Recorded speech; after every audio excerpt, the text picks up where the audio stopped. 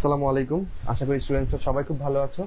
আর বিসমিল্লাহির রহমানির রহিম, স্থির তরিতার ক্লাসটা নিয়ে আমি তোমাদের সামনে উপস্থিত হলাম। 1 ঘন্টা 40 মিনিট সময় লাগতে পারে। এর মধ্যে আমরা কনসেপচুয়াল ব্যাপারগুলোকে ক্লিয়ার করব। ভাইয়ার সাথে চ্যাপ্টারটা তুমি আবার পড়ে ফেলবা সুন্দর করে, সবকিছু বুঝে বুঝে। না বুঝে কিন্তু পড়লে আমরা প্রশ্ন আসলে আনসার করতে পারবো না। এরপরের কাজ হবে আমাদের অনুশীলনের যে অবজেক্টিভগুলো আছে এগুলো সলভ করে ফেলা। এই চ্যাপ্টারটা শুরু হলো একজন বিজ্ঞানীর নাম দিয়ে। বিজ্ঞানীর নাম হচ্ছে হচ্ছে থেলিস, বুঝছো? এই থেলিসের নাম এই চ্যাপ্টার ছাড়া আর কোথায় পেয়েছো? প্রথম চ্যাপ্টারে ছিল ওনার নাম। উনি দুইটা কাজ করছে আসলে, আমাদের ফিজিক্সের প্রেক্ষাপট থেকে, আমাদের বইয়ের প্রেক্ষাপট থেকে। হলো আমরা বিজ্ঞানীর নাম থেকে পড়া শুরু করলাম আসলে এই চ্যাপ্টারে। বিজ্ঞানীর নাম হচ্ছে থেলিস, তাই না? থেলিসের নাম আমরা এখানে পেলাম, আরেক জায়গায় পেয়েছি। সেটা হচ্ছে উনি সূর্যগ্রহণ সম্পর্কে প্রথম ভবিষ্যৎবাণী করেছিলেন। এই থেলিসেরই দন্তাস্ব দিয়ে সূর্যগ্রহণটা মনে রাখবা। আরেকটা কাজ উনি করেছেন, যেটা হচ্ছে সোলাইমানি পাথর বা পাইন গাছের আঠা। এটা দিয়ে উনি রেশমি কাপড়কে ঘষে দেখছেন যে ওই পাইন গাছের পাইন গাছের যে শক্ত আঠা, এটা আবার ছোট ছোট কাগজের টুকরাকে আকর্ষণ করে, বুঝছো? তো এইখান থেকে এটা জাস্ট উনি এই পরীক্ষাটা করছেন, আর কিছু না। তুমি জিনিসটা নিজেও দেখতে পারো। চিরুনি দিয়ে প্রথমে চুল আঁচড়াবা, এরপর চিরুনিটাকে ছোট ছোট কাগজের কাছে ধরবা, দেখবা যে কাগজগুলোকে ওই চিরুনি কিন্তু আকর্ষণ করছে। এই ব্যাপারটা ঘটে কি আসলে আমি তোমাকে বলি। এখানে আসলে কোনো নতুন করে চার্জের উৎপত্তি হয় না। এটা ধরো একটা কাচদ্বন্দ্ব, তুমি এখানে পাইন গাছের আঠা না নিয়ে একটা কাচদ্বন্দ্ব নিলেও হবে, বুঝছো? আর এটা ধরো একটা এক টুকরা রেশমি কাপড়। হ্যাঁ, তুমি যদি এদেরকে পাশাপাশি ঘষো তখন যেটা হয়, রেশমি কাপড়, তখন আসলে এই কিছু ইলেকট্রন, বুঝছো, এই কাচদ্বন্দ্ব থেকে এই রেশমি কাপড়ে চলে আসে। ফলে রেশমি কাপড়টা হয়ে যায় নেগেটিভ, এবং ইলেকট্রন চলে যাওয়া এই কাচদ্বন্দ্বটা হয়ে যায় পজিটিভ। ওরা এইভাবে মানে এটাকে আসলে আমরা কি বলবো, নতুন করে কোনো চার্জের কিন্তু আমরা সৃষ্টি করি নাই, তাই না? জাস্ট কিছু চার্জ আদান প্রদান হয়েছে, এবং তখন দেখা যায় এই চার্জিত কাচদ্বন্দ্বটা অন্য কোনো কিছুকে আকর্ষণ করছে, বা রেশমি কাপড়টা অন্য কোনো কিছুকে আকর্ষণ করছে, বুঝছো? এই ঘটনাটার নাম হচ্ছে তড়িতাহিতকরণ। এই তড়িতাহিতকরণ নামটা দিয়েছে হচ্ছে গিলবার্ট, এবং এই গিলবার্টও কিন্তু একই রকম ব্যাপারটা লক্ষ্য করেছিলেন। গিলবার্ট সম্পর্কে আরো কিছু তথ্য তোমাকে দিয়ে দিই, যেটা তোমার ফিজিক্স বইতে আছে। গিলবার্ট হচ্ছে রানী এলিজাবেথের গৃহ চিকিৎসক ছিলেন, এবং উনি একটা দারুণ সুন্দর বাণী দিয়েছিলেন। সেই বাণীটা হচ্ছে পৃথিবী একটা বিরাট চুম্বক। এই কথাটা কে বলছেন? Doctor Gilbert. ওকে, এখন পর্যন্ত আমরা সোজা পড়াতেই আছি। ইংলিশ ক্লাস শেষ হয় নাই? আচ্ছা, ইংলিশ ক্লাস তো এটা একটা ফ্রি ক্লাস, তো যতটুকু দেখছো ততটুকুতে চলবে। এখানে চলে আসো, সমস্যা নেই।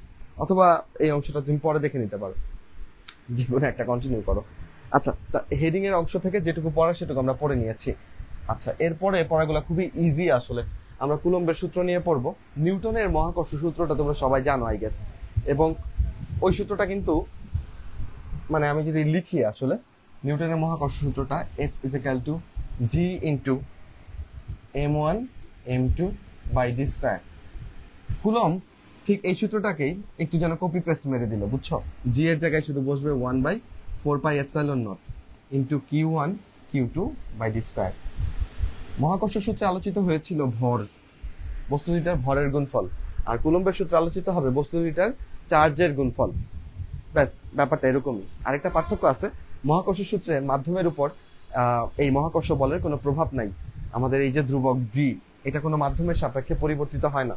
তবে আমাদের তড়িৎ বল, যেটা আমরা কুলম্বের সূত্রের মাধ্যমে বের করি, সেটা দেখতে পারি বিভিন্ন মাধ্যমে কিন্তু বিভিন্ন রকমের হয়। আচ্ছা, তাহলে কিসের উপর নির্ভর করছে?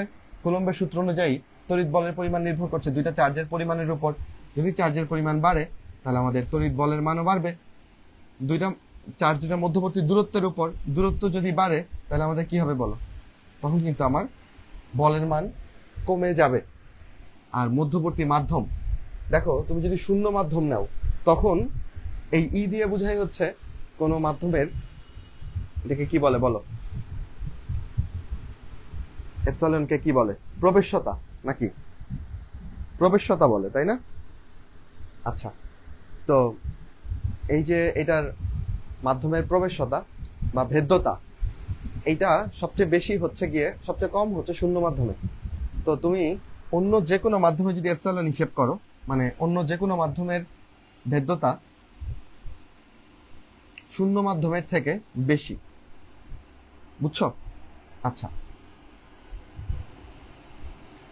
তাহলে আমি যদি তোমাকে জিজ্ঞেস করি অন্য যে কোনো মাধ্যমে তড়িৎ বল কেমন হবে, শূন্য মাধ্যমে যেহেতু এপসাইলনের মান কম, তাহলে এখানে তড়িৎ বলের মান কিন্তু বেশি হবে। সমীকরণ দেখে বোঝা যাচ্ছে এপসাইলনের সাথে এফ এর সম্পর্ক কিন্তু ব্যস্তানুপাতিক, তাই না? তাহলে আমি দেখতে পাচ্ছি তড়িৎ বল আসলে কোথায় বেশি পাওয়া যায়, শূন্য মাধ্যমে। অন্য যে কোনো মাধ্যমে নিলে এপসাইলনের মান বেড়ে যায়, তখন তড়িৎ বলের মান কিন্তু কমে যায়। কেন এরকম হইল? কারণ এপসাইলনের সাথে এফ এর সম্পর্কটা হচ্ছে ব্যস্তানুপাতিক। তো মাধ্যমের উপরে কিন্তু ব্যাপারটা ডিপেন্ড করতেছে। আই হোপ আমি তোমাকে বুঝাইতে পারছি, একদম সোজা পড়াতে আছি এখনো। আচ্ছা আচ্ছা, প্রবেশ্যতা বোধহয় বলি না। প্রবেশ্যতা কি? মিউ নটকে বলি বোধহয়, তাই না? নাকি মিউ নটকে কি বলি? বাংলাগুলো উল্টাপাল্টা লাগে। এটার নাম হচ্ছে পারমিটিভিটি, এপসাইলন, আর ওইটা হচ্ছে পারমিয়েবিলিটি। ইংরেজিতে এই দুইটা বলে আর কি। বাংলা এপসাইলন বোধহয় ভেদ্যতা, আর মিউ নট বোধহয় প্রবেশ্যতা, তাই না? আচ্ছা, ভেদ্যতা আর ভেদনযোগ্যতা একই কথা, বুঝছো? আচ্ছা, এটা একটু উল্টাপাল্টা করো না আমার মতো, শব্দ দুইটা ক্লিয়ার রাখো আর কি, নয়তো আবার গ্যাঞ্জামে পড়ে যাব। এখন যেহেতু কুলম্বের সূত্রটা আমরা কথা বললামই, এইটার কিছু সীমাবদ্ধতা আছে যেটা চ্যাপ্টারের শেষে আলোচনা করেছে, বাট এটা আমি তোমার চ্যাপ্টারের শুরুতেই বলতে ভালোবাসি। হ্যাঁ, যেহেতু সূত্রটার কথা বললাম, এখানেই থাকো, খেয়াল করো। এই সূত্রটা অ্যাপ্লাই করা যাবে বিন্দু চার্জের ক্ষেত্রে। ভাই, বিন্দু চার্জ কি? বিন্দু চার্জ হচ্ছে খুব ক্ষুদ্র ভরের চার্জ, মানে যার ভরকে তুমি ইগনোর করতে পারবা। একটা বিন্দুর ভর আছে আলাদা করে, ওই ভরকে আমি ইগনোর করতে পারি। এই ধরনের চার্জের জন্য ব্যাপারটা সত্য হবে, এই সূত্রটা খাটবে। যদি চার্জটা অনেক বড় হয় তাহলে কি সমস্যা ভাই? ধরো চার্জটা এত বড়, এখন তুমি এদের মাঝখানে বল হিসেব করলা, এফ এর মানটা হিসেব করলা, তুমি দেখবা যে এটা তড়িৎ বলের সাথে মিলতেছে না। তোমার খাতা কলমে এদের মাঝখানে তড়িৎ বল আর বাস্তবে এদের মধ্যবর্তী যে বল, এই দুইটার হিসাব মিলবে না। কেন মিলবে না? কারণ এদের শুধু যে চার্জ আছে, Q1 Q2 চার্জ আছে তা না, এদের ভরটাও বিবেচনায় নিতে হবে। M1 M2 আছে, তাই না? তাহলে এদের মাঝখানে তো মহাকর্ষ বল কাজ করবে। তো এখানে আসলে F = FE + FG হবে। মানে কি? মানে এদের মধ্যকার যে মোট বলটা, এটা আসলে তড়িৎ বল এবং মহাকর্ষ বল দুইটার যোগফল, তাই না? সো দ্যাটস ওয়াই দেখা যায় বড় চার্জের ক্ষেত্রে আমরা যদি কুলম্বের সূত্র অ্যাপ্লাই করতে চাই, তাহলে আমরা বাস্তবের সাথে মিল পাই না, তাই এখানে এটা প্রয়োগ করা যাবে না। একটা সীমাবদ্ধতা পেলাম, বড় চার্জের ক্ষেত্রে হবে না।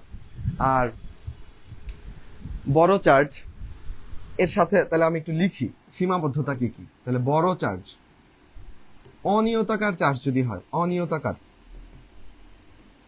তাইলেও হবে না, ঠিক আছে? গোলাকার চার্জ হলেও হবে না, মানে সোজা কথা, শুধু বিন্দু চার্জ হইতে হবে। এগুলা কিচ্ছু হইলে কুলম্বের সূত্র খাটবে না। আচ্ছা, এবার দেখো, আমরা পড়তেছি হচ্ছে স্থির তড়িৎ। চলতড়িতের মধ্যে তুমি কারেন্ট নিয়ে পড়বা, যেখানে ইলেকট্রন ছোটাছুটি করবে, কিন্তু স্থির তড়িতে তো চার্জ ছোটাছুটি করবে না। এর জন্যই তো এটা স্থির তড়িৎ, তাই না? তাহলে এখানে যদি চার্জ গতিশীল থাকে, তাহলে কুলম্বের সূত্র ঠিকঠাক মতো খাটবে না। তাহলে গতিশীল চার্জের ক্ষেত্রেও খাটবে না, গতিশীল হইলে লাভ নাই। আর যদি আলোর বেগে গতিশীল হয়, তাহলে তো আরো লাভ নাই, তখনও খাটবে না। আরেকটা কথা আছে তোমার বইতে, একদম চ্যাপ্টারের শেষে, আমি শুরুতে বলে দিচ্ছি, সদৃশ চার্জের ক্ষেত্রেও এই কুলম্বের সূত্র প্রয়োগ করা একটু দুরূহ। হ্যাঁ, সদৃশ চার্জ, সিমিলার চার্জ, দুইজনের মান সেম, আকার সেম, সবকিছু সেম হইলে এখানে কুলম্বের সূত্র অ্যাপ্লাই করা একটু দুরূহ। এটার যে শব্দটা লেখা আছে এটাই তুমি পড়বা, দুরূহ। সদৃশ চার্জের ক্ষেত্রে এটা অ্যাপ্লাই করা দুরূহ। এটা হচ্ছে এই সূত্রের সীমাবদ্ধতা। আমরা আশা করি বুঝতে পারছি কুলম্বের সূত্রটা, সূত্রের কথাগুলো এবং সীমাবদ্ধতাগুলো, তাই না? আচ্ছা, তো এখানে এগুলাই লিখছে, এগুলো এখন পড়লে তুমি পারবা। এখন কিছু মান তোমাকে শিখতে হবে, যেমন এপসাইলন নটের মান কি, বা 1/4 এপসাইলন নটের মান কি, এগুলো দিয়ে ছোটখাটো অঙ্ক করতে হতে পারে, তো এগুলো তো মেমোরাইজ রাখতে হবে। আচ্ছা দেখো, প্রথমে কোনটার মান? প্রথম হচ্ছে 1/4 এপসাইলন নট। 1/4 এপসাইলন নট, এটার মানটা খুব সুন্দর, বুঝছো? এটার মানটা হচ্ছে 9 × 10⁹। এখন এই মান পর্যন্ত পারি, কিন্তু একক যখন হিসেব করতে যাই তখন আমি উল্টাপাল্টা করে ফেলি। কেন উল্টাপাল্টা করব? দেখো, তুমি সূত্র থেকে দেখো, তুমি জানো যে F = 1/4 epsilon not Q1 Q2/d²। তাহলে এইটুকুর একক তুমি বের করবা, তাহলে এই d² কে এদিকে গুণ করে দাও, এটা ইকুয়াল টু লিখতে পারি আমি FD², আর নিচে ভাগ হয়ে যাবে Q1 Q2 দিয়ে। এখন বলো, একক লেখা কি কোনো কঠিন ব্যাপার? F এর একক হচ্ছে নিউটন, D এর একক মিটার স্কয়ার। আর এটাকে ভাগ করবো হচ্ছে কুলম্ব স্কয়ার দিয়ে। তাহলে তো আমাদের এইটার একক আমি পেয়ে গেলাম, তাই না? এটাকে অনেক সময় কে দিয়েও প্রকাশ করি। এবার যদি শুধু এপসাইলন নটের মান জিজ্ঞেস করে তোমাকে, এটার মানও সবাই পারো, 8.854, তাই না? ইন্টু 10 কত বলো? 10 নাকি? এপসাইলন নটের মান কোথায় দেওয়া আছে আমাদের?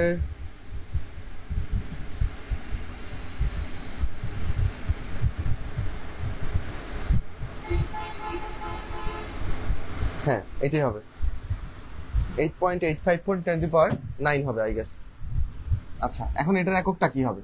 একটু আগে তুমি 1/4 পাই এপসাইলন নটের একক আমাকে বলে দিচ্ছ, তাই না? এখন শুধু এপসাইলন নট জিজ্ঞেস করলে এককটাকে উল্টাই দিলেই হবে। তো এটার ক্ষেত্রে একক হবে হচ্ছে কুলম্ব স্কয়ার বাই 10⁻12। আচ্ছা, 10⁻12 ভুল হয়েছে একটু আমার, মেলা দিন পরে পড়াচ্ছি স্থির তরি। আচ্ছা, 10⁻12, ওকে। তাহলে এটার এককটাকে উল্টাই দিব কুলম্ব স্কয়ার উপরে, আর নিচে হচ্ছে নিউটন মিটার স্কয়ার। আমি যেন এককটাতে ভুল না করি, এটাই আমার মেইন কনসার্ন, ঠিক আছে? ওকে, না 10⁻12, ঠিক আছে, ওকে। আচ্ছা, এটা গেল।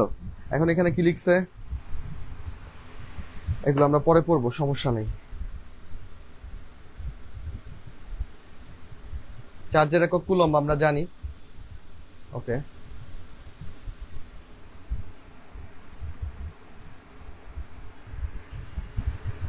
এপসাইলন নটের মান নিয়ে কনফিউশন তৈরি হয়ে গেল আমাদের, দাঁড়াও।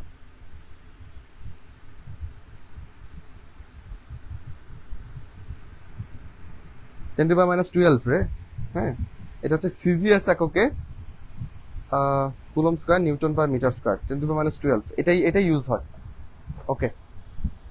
আসো, তারপর আসো এখানে আমরা ক্ষেত্র তত্ত্বতে চলে আসি। ক্ষেত্র তত্ত্ব বা ফিল্ড থিওরি। তড়িৎ ক্ষেত্রের ধারণা প্রথম কে উপস্থাপন করেন? এটা পরীক্ষাতে আসবে, তুমি বলবা ফ্যারাডে। মাইকেল ফ্যারাডে তড়িৎ ক্ষেত্রের ধারণা উপস্থাপন করেন। আমরা চৌম্বকে গিয়ে দেখবো ফ্যারাডের কিন্তু দুইটা সূত্র আছে, তাই না? আচ্ছা, তড়িৎ চুম্বক আবেশ আবিষ্কার করেন মাইকেল ফ্যারাডে, এবং এটার জন্য উনি দুইটা সূত্রও দেন। আর তড়িৎ ক্ষেত্রের ধারণাও দেন মাইকেল ফ্যারাডে। ফ্যারাডের এই আবিষ্কারগুলো বেশি ইম্পর্টেন্ট আছে, মাথায় রাখবা। আচ্ছা, এখানে একটা অঙ্ক আছে, এই অঙ্কটা করবা, বুঝছো? এটা অনেক সময় চলে আসে, এটাকে স্টার্ট দিয়ে রাখো, একদম হুবহু এটাই চলে আসবে। তো তোমার কাছে মনে হবে এটা বোধহয় কঠিন। চলো আমি একটু দেখি কি কি দেওয়া আছে। ভর দেওয়া আছে এম, এই ভরটাকে তুমি সূচকে নিয়ে নাও, তাহলে তোমার আরাম হবে। এটাকে লেখা যায় হচ্ছে 2 × 10⁻³ কেজি, তাই না? আচ্ছা, তারপর কি ভর, এরপর হচ্ছে চার্জ দেওয়া আছে কুলম্ব, তাহলে কিউ দেওয়া আছে। আর কি দেওয়া আছে রে? তড়িৎ ক্ষেত্রের মান তোমাকে জিজ্ঞেস করছে। তড়িৎ ক্ষেত্রকে আমি ই দিয়ে প্রকাশ করি, E is equal to what. এখন দেখো, তুমি একটা সমীকরণ একটু পরে শিখবা, F is equal to Q E. এখান থেকে আমি লিখতে পারি E is equal to F by Q, তাই না? এখন এখানে কিউ এর মান দেওয়া আছে, কিউ এর মান তুমি বসাই দাও 10⁻⁴। এফ এর মান তো দেওয়া নাই, কিন্তু ওর ভর দেওয়া আছে। তাহলে ওর যে ওজনটা, একটা শোলা বল, ওই শোলা বলের ওজনটাই আসলে ওর বল এখানে। তোর ওজনটা তুমি কিভাবে বের করবা? এটাকে জি দিয়ে গুণ করবা, তাহলে 2 × 9.8 × 10⁻³ এখন এই হিসাবটা যদি তুমি বের করে না আনতে পারো, তাহলে তোমার মেডিকেলে চান্স পাওয়া যথেষ্ট মানে প্রশ্নবিদ্ধ ব্যাপারটা। এই হিসাবটা বের করে আনতে হবে তোমাকে। 9.8 কে 2 দিয়ে গুণ করলে হয় 19.6, বুঝছো? এটা হয় 19.6। আমি যদি 1.96 লিখি ইন্টু 10 লিখি, তাহলে কারো আপত্তি থাকার কথা না। 19.6, আর এখানে মাইনাস দুটো ছিলই, নিচে 10⁻⁴। এখন হিসাব করে ফেলো, এখন কি হবে উত্তর? তাহলে এটা হবে হচ্ছে 1.96 ইন্টু, সূচকের হিসাব করি চলো, এই 4 উপরে গিয়ে প্লাস হয়ে যাবে, তাই না? তাহলে 10⁻³ প্লাস 4 প্লাস 1, তাহলে থাকতেছে কি 10 স্কয়ার, তাই না? 10 স্কয়ার। এটা কি এত সময় নিয়ে করবা? না, চট করে করে ফেলবা। আর এটা চাইছে হচ্ছে তোমার তড়িৎ ক্ষেত্র। তড়িৎ ক্ষেত্রের একক কি? এই সমীকরণ থেকে বের করে ফেলো। এফ এর একক হচ্ছে নিউটন, কিউ এর একক কুলম্ব, নিউটন পার কুলম্ব। এককটা যেন ঠিকঠাক দাগাও, ঠিক আছে? পারবো না এগুলো অঙ্কগুলো আসলে, এটা কিন্তু আসার মতো একটা সোজা অঙ্ক। এবার আমি তোমাকে একটা প্রশ্ন করি, তুমি উত্তর দিয়ে ফেলো, দেখবো কে কত জলদি উত্তর দিতে পারে। রেডি হয়ে যাও, ঠিক আছে?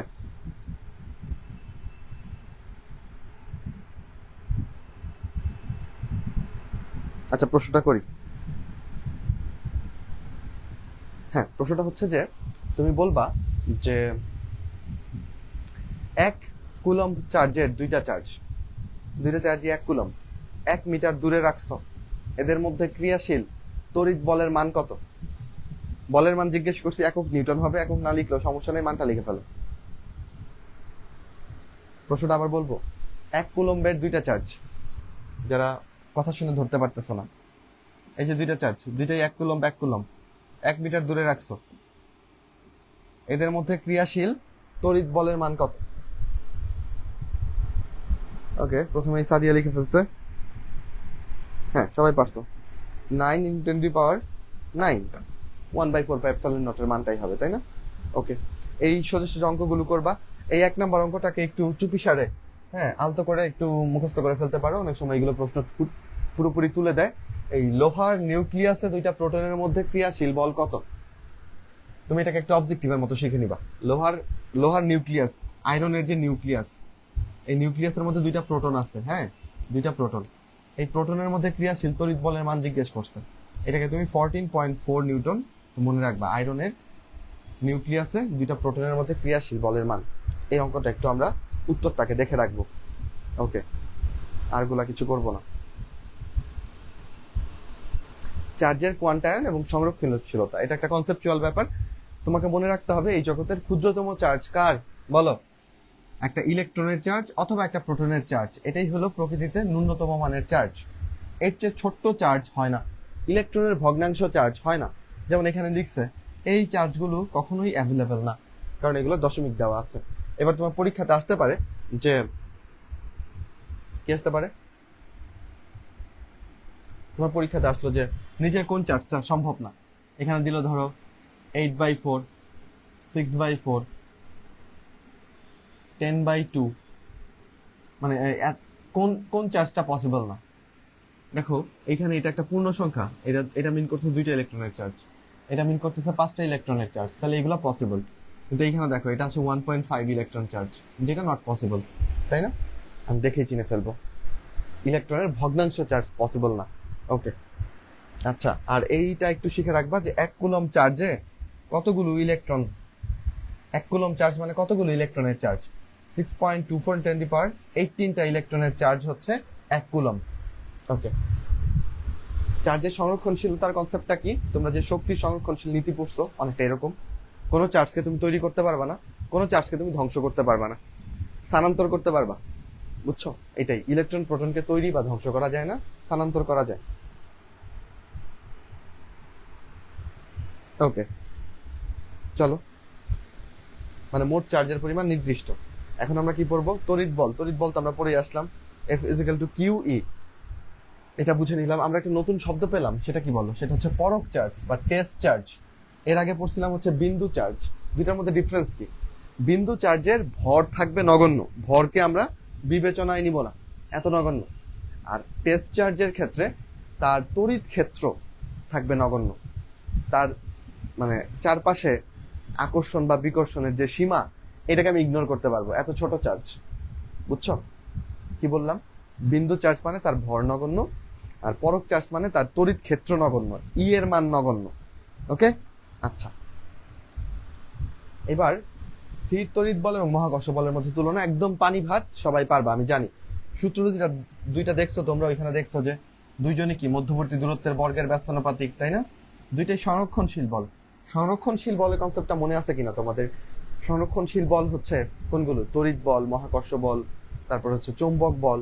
এগুলো আসলে পথের উপর ডিপেন্ড করে না। আমার মোবাইলটাকে যদি এইচ উচ্চতায় তুলো, তাহলে এটার মধ্যে অভিকর্ষ বল দ্বারা কৃত কাজ mgh হবে। যেই পথেই নিয়ে আসো না কেন, এই উচ্চতাতে তুললে কৃত কাজ এটাই হবে। কোন পথে নিয়ে আসতেছে এটা ডিপেন্ড করে না। কিন্তু ঘর্ষণ বল দ্বারা কৃত কাজ কিন্তু পথের উপর ডিপেন্ড করে। পথ বড় হলে ঘর্ষণ বলের মান বেশি হবে, তাই না? অতএব যেটা বুঝলাম যে মহাকর্ষ বল এবং তড়িৎ বল দুইটাই সংরক্ষণশীল বল। ওকে, শূন্য স্থানে দুইজনই কাজ করতে পারবে। এবং আমরা দেখলাম যে তড়িৎ বলটা কোথায় ভালো কাজ করে, শূন্য স্থানে তড়িৎ বলের মান বেশি। শুরুতেই দেখাই দিছি তোমাকে। দুইটাই সেন্ট্রাল ফোর্স, মানে কি? মানে হচ্ছে যে এই যে কেন্দ্র বরাবর কাজ করে, হ্যাঁ, চার্জের বা বস্তু দুইটার কেন্দ্রের সংযোগ সরলরেখা বরাবর কাজ করে, এই কথাগুলো লেখা আছে। শক্তিশালী কোনটা? মনে করে দেখো, তড়িৎ চুম্বক বল, স্থির তড়িৎ বলটা তড়িৎ চুম্বক বলের ভেতরেই পড়ে। ওইটা মহাকর্ষ বলের সবলতাকে তুমি যদি 1 ধরে নাও, এটার তুলনায় তড়িৎ চুম্বক বল 10⁻39 গুণ সবল ছিল, তাই না? তাহলে তড়িৎ বলটা আসলে অনেক সবল বল কম্পেয়ার টু মহাকর্ষ বল। আচ্ছা, আধানের প্রকৃতির উপর দুটা যদি ধনাত্মক চার্জ হয় তাহলে কি করবে? বিকর্ষণ। একটা ধনাত্মক একটা ঋণাত্মক। আকর্ষণ মানে এটা কি রকম? এটা একটা উভধর্মী বল। স্থির তড়িৎ বল হচ্ছে উভধর্মী, আকর্ষণ বিকর্ষণ দুইটাই করতে পারে, তবে মহাকর্ষ বল সবসময় আকর্ষণ ধর্মী, ঠিক তো? তারপরে মাধ্যমের উপর ডিপেন্ড করে স্থির তড়িৎ বল, এখানে এপসাইলন নট এগুলা ম্যাটার করে। অপরদিকে মহাকর্ষ বল দেখো, এখানে যে ধ্রুবকটা আমরা নামাই সেটা কখনোই মাধ্যমের উপর ডিপেন্ড করে না। মহাকর্ষ বল শূন্য মাধ্যমে যেরকম অন্য কোনো মাধ্যমে একই রকম হবে। তড়িৎ বলের পরিপাতন নীতি এগুলো তেমন কিছু লাগবে না, জানার বিষয়টা পড়ি চলো। প্রথম লাইনে যেটা বলছে, মনে করো এটা একটা তোমার বস্তু, এটা Q1 চার্জ, এটা Q2 চার্জ, এদের মাঝখানে একটা তড়িৎ বল কাজ করতেছে, রাইট? এখন তুমি এখানে আরেকটা বস্তু এনে রাখছো, এখানে Q3 এনে রাখছো। তুমি যদি মনে করো যে এই Q3 এসে এই F এর মানকে চেঞ্জ করে দিবে, Q1 আর Q2 এর মধ্যে যতখানি আকর্ষণ বা বিকর্ষণ কাজ করতেছিল সেটাকে চেঞ্জ করে দিবে, তাহলে ভুল। অন্য কোনো চার্জের উপস্থিতি এদের মাঝখানে ক্রিয়াশীল তড়িৎ বলকে পরিবর্তন করতে পারবে না। তুমি হয়তো একটা লব্ধি বল পাবা, কিন্তু এদের মাঝখানে ক্রিয়াশীল যে তড়িৎ বল সেটা ফিক্স থাকবে। এটাই প্রথম লাইন। আর পরের লাইনগুলোতে আমরা পড়লাম যে স্থির তড়িৎ বল, সংরক্ষণশীল বল। স্থির তড়িৎ বল এবং মহাকর্ষ বল দুইটারই সীমা কি? অসীম পর্যন্ত। ডি এর মান যতই বসাও না কেন, এই দূরত্ব হ্যাঁ যত বড়ই হোক না কেন, তুমি কিন্তু এফ এর একটা ভ্যালু পাবাই। তো এই জন্য এটা অসীম পর্যন্ত বিস্তৃত। ওকে, এখানে একটা লাইন লিখছে, এগুলো আসলে একটু যদি বুঝতে পারো তাহলে তো খুবই উড়াধরা হয়, হ্যাঁ, কিন্তু বোঝা একটু টাফ আসলে। চৌম্বক চ্যাপ্টারটা তো এখনো তোমাদের পড়াই নাই, বোধহয় পড়াইছি, পড়াইলে সুবিধা হইতো। আচ্ছা, বলছে একটা চৌম্বক ক্ষেত্রের মধ্যে গতিশীল আহিত কণার উপর চৌম্বক ক্ষেত্র যে বল প্রয়োগ করে, তাহলে তুমি জেনে রাখো, মনে করো এটা একটা সারফেস, হ্যাঁ, এখানে মনে করো একটা চার্জ আছে Q1, এবং এইখানে কিছু তড়িৎ বলরেখা, সরি চৌম্বক বলরেখা কাজ করতেছে, এটা মনে করো একটা চুম্বক, এগুলো হচ্ছে চৌম্বক বলরেখা। হ্যাঁ, তো চৌম্বক বলরেখাগুলো এই চার্জের উপর বল প্রয়োগ করবে, তবে এই বলের দিকটা কিরকম জানো? লম্ব বরাবর। চৌম্বক বল কিভাবে কাজ করে এটার উপর আসলে ম্যাক্সওয়েলের কোনটা বলো, এটা ম্যাক্সওয়েলের ডানহস্ত নিয়ম 2 আছে, ডানহস্ত নিয়ম 1, এটা দিয়ে হচ্ছে আমরা চৌম্বক বলের দিক নির্ণয় করি, এফ এর দিক। এখন তোমার এটা জিজ্ঞেস করছে, মানে এই দিকটা এরকমই হয়, লম্ব বরাবর হয়।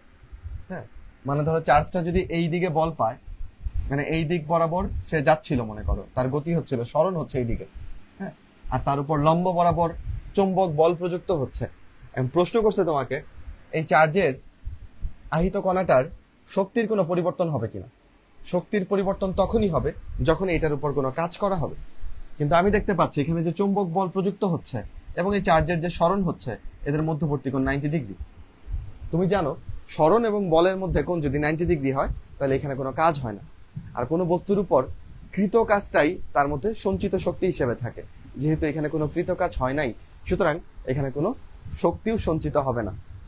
তাহলে আমার প্রশ্নটা আবার পড়ি, একটা চৌম্বক ক্ষেত্রের মধ্যে গতিশীল আহিত কণার উপর চৌম্বক ক্ষেত্র বল প্রয়োগ করতেছে, ওকে ফাইন, আহিত কণার শক্তির কোনো পরিবর্তন হবে কিনা? উত্তর হচ্ছে না, হবে না। আমি কি বুঝাইতে পারছি ব্যাপারটা? ওকে, বলো এটা বুঝছো কিনা, এই ব্যাপারটা বুঝছো কিনা?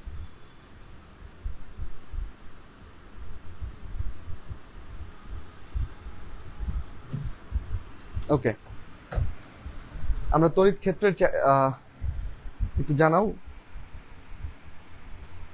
মাইনুল বুঝছে? ওকে, আর একবার একটু বলেন, নিশি বলছে। আচ্ছা নিশি, দেখো আমরা একটা আহিত চার্জ, মানে সরি একটা আহিত বস্তু বা একটা চার্জিত বস্তু, একই কথা, আহিত মানে চার্জিত, চার্জিত বস্তু যদি একটা চৌম্বক ক্ষেত্রের মধ্যে থাকে, চৌম্বক ক্ষেত্র আবার কি? চুম্বকের চারপাশে একটা এরিয়া থাকে, যেই এরিয়াতে চুম্বক আকর্ষণ বা বিকর্ষণ করতে পারে, ওই এরিয়ার মধ্যে যদি একটা চার্জ থাকে, সেই চার্জের উপর চুম্বক বল প্রয়োগ করে। চুম্বক তো আকর্ষণ বিকর্ষণ করতে পারে না, মানে বল প্রয়োগ তো করতে পারে, এটা তো তুমি জানো। তো এই বলটা যে প্রযুক্ত হয়, এটা আসলে চার্জের যেদিকে সরণ হয় তার লম্বভাবে এই বলটা প্রযুক্ত হয়। এখন এটা আমি কখন বুঝবো? ভাইয়া যখন তোমাকে চুম্বক চ্যাপ্টার পড়াবেন তখন তুমি বুঝবা এইটা, যে চুম্বক বলের দিক কিভাবে নির্ণয় করে। ওইদিকে যেতে চাচ্ছি না। তো আমার এখান থেকে বোঝার কথা যে চুম্বক বলের প্রভাবে এখানে আহিত কণাটার শক্তির কোনো চেঞ্জ হবে না, কারণ এই কণার উপর কোনো কাজ হয়নি। ধরো তুমি যদি এই বস্তুটার উপর একটা কাজ করো, কাজ করে এই বস্তুটাকে উপরে তুলো, তাইলে এর মধ্যে বিভব শক্তি সঞ্চিত হইল, কৃত কাজ হয়েছে, তাই শক্তি সঞ্চিত হয়েছে। যদি কাজ না করো তাহলে শক্তি সঞ্চিত হবে না। ওকে ওকে, চলো এবার আসো তড়িৎ ক্ষেত্র। তড়িৎ ক্ষেত্রের ব্যাপারে তো মাইকেল ফ্যারাডে বলছে, তড়িৎ ক্ষেত্র মানে বুঝতেছে একটা চার্জের চারপাশে যেই এরিয়া জুড়ে সে আকর্ষণ বিকর্ষণ করতে পারবে সেটাই তার তড়িৎ ক্ষেত্র। এবং এই তড়িৎ ক্ষেত্র আসলে তত্ত্বীয়ভাবে অসীম পর্যন্ত বিস্তৃত, তাই না? ওকে, এবার তড়িৎ ক্ষেত্রকে আমরা, তড়িৎ ক্ষেত্র আর প্রাবল্য একই কথা, দুইজনকে আমরা ই দিয়ে প্রকাশ করি। এবং এই সমীকরণটা তুমি জেনে রাখো, E is equal to minus D V by D R. ঠিক আছে? আচ্ছা, কেন ভাই এখানে মাইনাস দিলাম? মাইনাস কোত্থেকে আসলো? আসো এইটুকু একটু ক্লিয়ার করে নিতে হবে বাচ্চারা, ভালো মতো বোঝার চেষ্টা করো। ধরো এইটা একটা বস্তু, ধুর কালো কেন,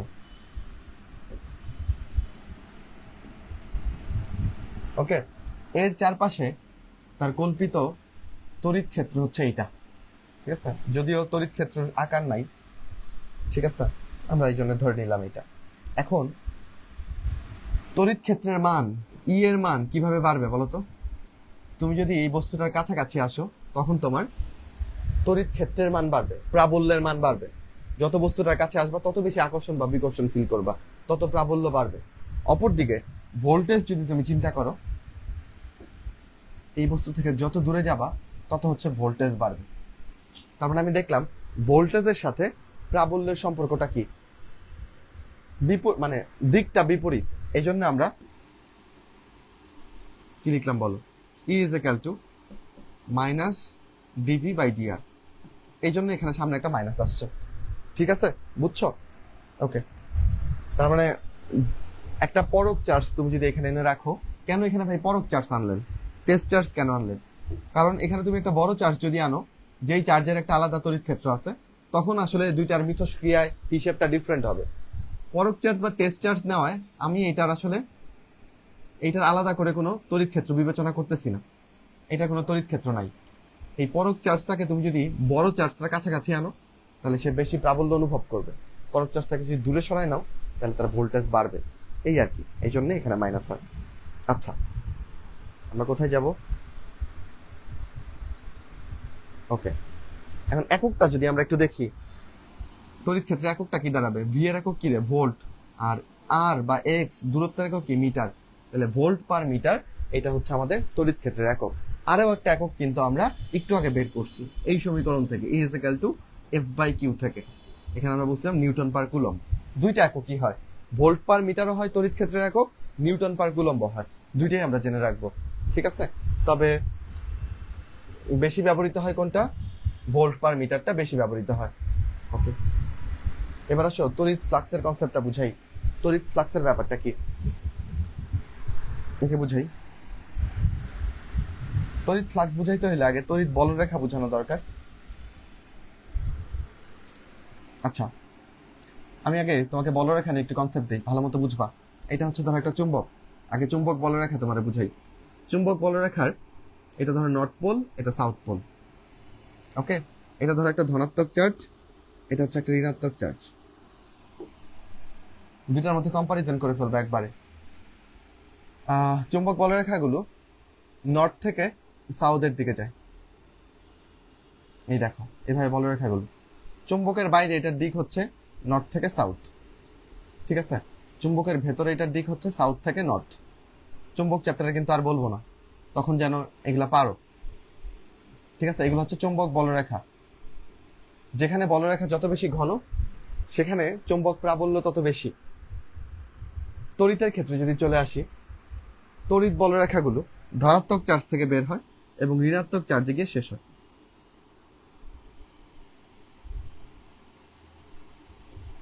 এটা হচ্ছে তড়িৎ বলরেখার দিক। তড়িৎ বলরেখা কখনোই একই চার্জ থেকে তৈরি হয়ে ওই চার্জের উপর পড়ে না। মানে তোমার কাছে একটা ধনাত্মক চার্জ আছে, এখান থেকেই তড়িৎ বলরেখা তৈরি হয়ে এখানেই পড়তেছে, এটা কখনো হবে না। তাহলে তড়িৎ বলরেখাগুলোকে তুমি বদ্ধ বলবা না মুক্ত বলবা? মুক্ত বলবা, কারণ এটা একটা চার্জ থেকে ছড়িয়ে পড়তেছে। যদি এরকম করে আরেকটা এই চার্জের উপরেই পড়তো, তখন তুমি বলরেখাকে বদ্ধ বলতে পারতা। তাহলে তড়িৎ বলরেখা কেমন রে? তড়িৎ বলরেখা, তড়িৎ বলরেখা হচ্ছে বদ্ধ। কেমন? অপরদিকে আমাদের চৌম্বক বলরেখা কিরকম? ভুল লিখলাম, তড়িৎ বলরেখা হচ্ছে মুক্ত।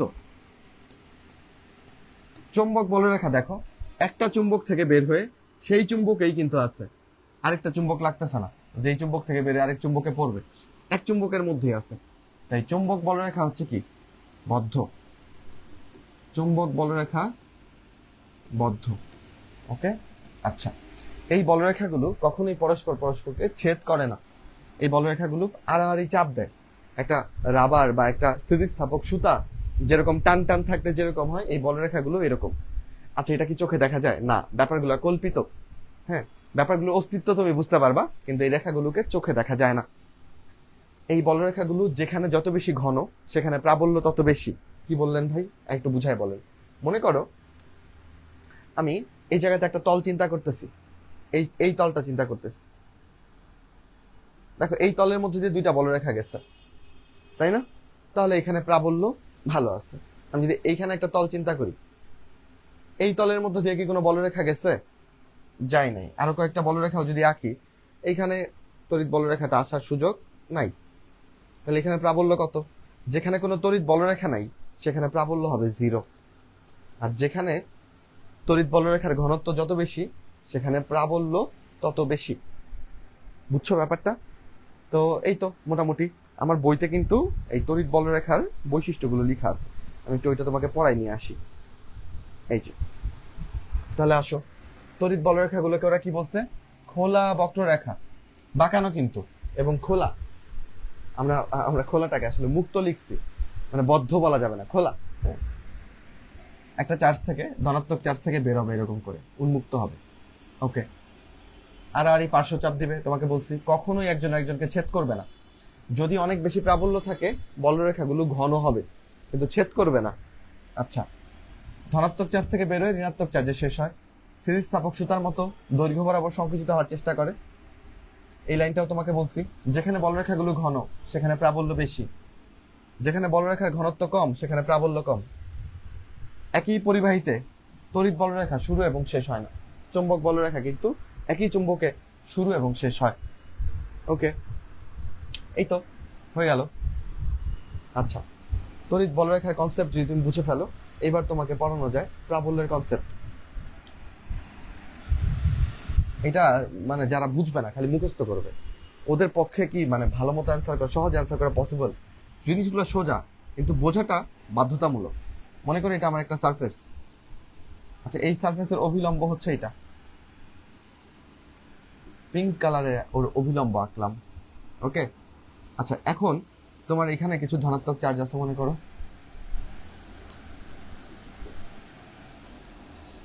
এখানে ধর একটা ধনাত্মক চার্জ আছে, এখান থেকে বলরেখাগুলো এইভাবে চলে গেছে।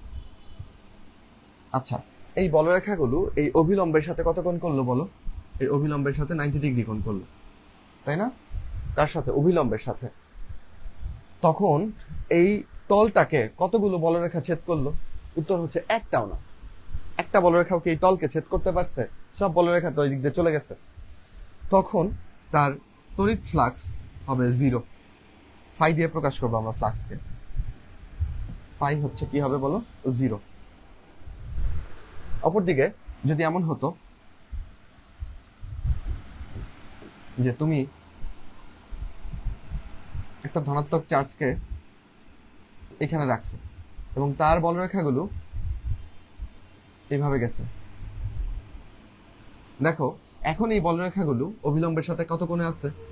0 ডিগ্রি কোণে বা সমান্তরালে। যদি সমান্তরালে থাকে, তখন এই তলটাকে দেখো বলরেখাগুলো ছেদ করতেছে, এই বলরেখাগুলোকে এই তলের মধ্য দিয়ে যাচ্ছে না, তখন তার চৌম্বক ফ্লাক্স হবে ম্যাক্সিমাম। তার মানে এই দুইটা লাইনই তোমার জন্য ইম্পর্টেন্ট। চৌম্বক ফ্লাক্স বা তড়িৎ ফ্লাক্স যাই বলো না কেন, এটা কিভাবে আমরা মেজার করব? একটা তলের মধ্য দিয়ে কতগুলো বলরেখা যাচ্ছে, যত বেশি বলরেখা যাবে তার ফ্লাক্সের মান তত বেশি। ক্লিয়ার? যদি অভিলম্বের সাথে সমকোণে বলরেখাগুলো চলে যায় তাহলে একটা বলরেখাও এই তলকে ছেদ করবে না, তখন তার ফ্লাক্স হয়ে যাবে 0। যদি অভিলম্বের সাথে সমান্তরালে বলরেখাগুলো যায়, অভিলম্বের সমান্তরাল হইলে ম্যাক্সিমাম সংখ্যক বলরেখা কিন্তু তলকে ছেদ করবে, তখন তার চৌম্বক ফ্লাক্স বা তড়িৎ ফ্লাক্স ম্যাক্সিমাম হবে। বুঝছো ব্যাপারটা? এই লাইনটাই তোমার বইতে লেখা। চৌম্বক ফ্লাক্সের কনসেপ্ট কিন্তু সেম। এবার এই 1 এবং 2 দুইটা লাইন পড়ো, দুইটা লাইন পড়ে আমাকে বলো ভাই বুঝছি অথবা বুঝি নেই।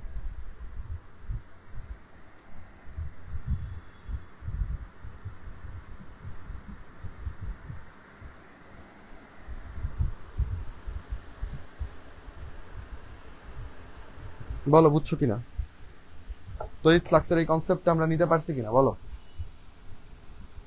ওকে, বুঝলে, ভেরি গুড।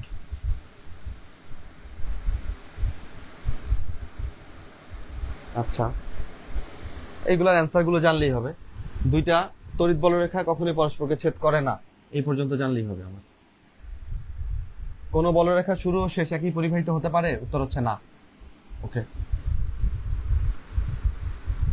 এইটা একটু দেখবা, এই অঙ্কটা কিন্তু এটা একটু দাগাইতে ভুলে গেছে, এটাতে স্টার দাও।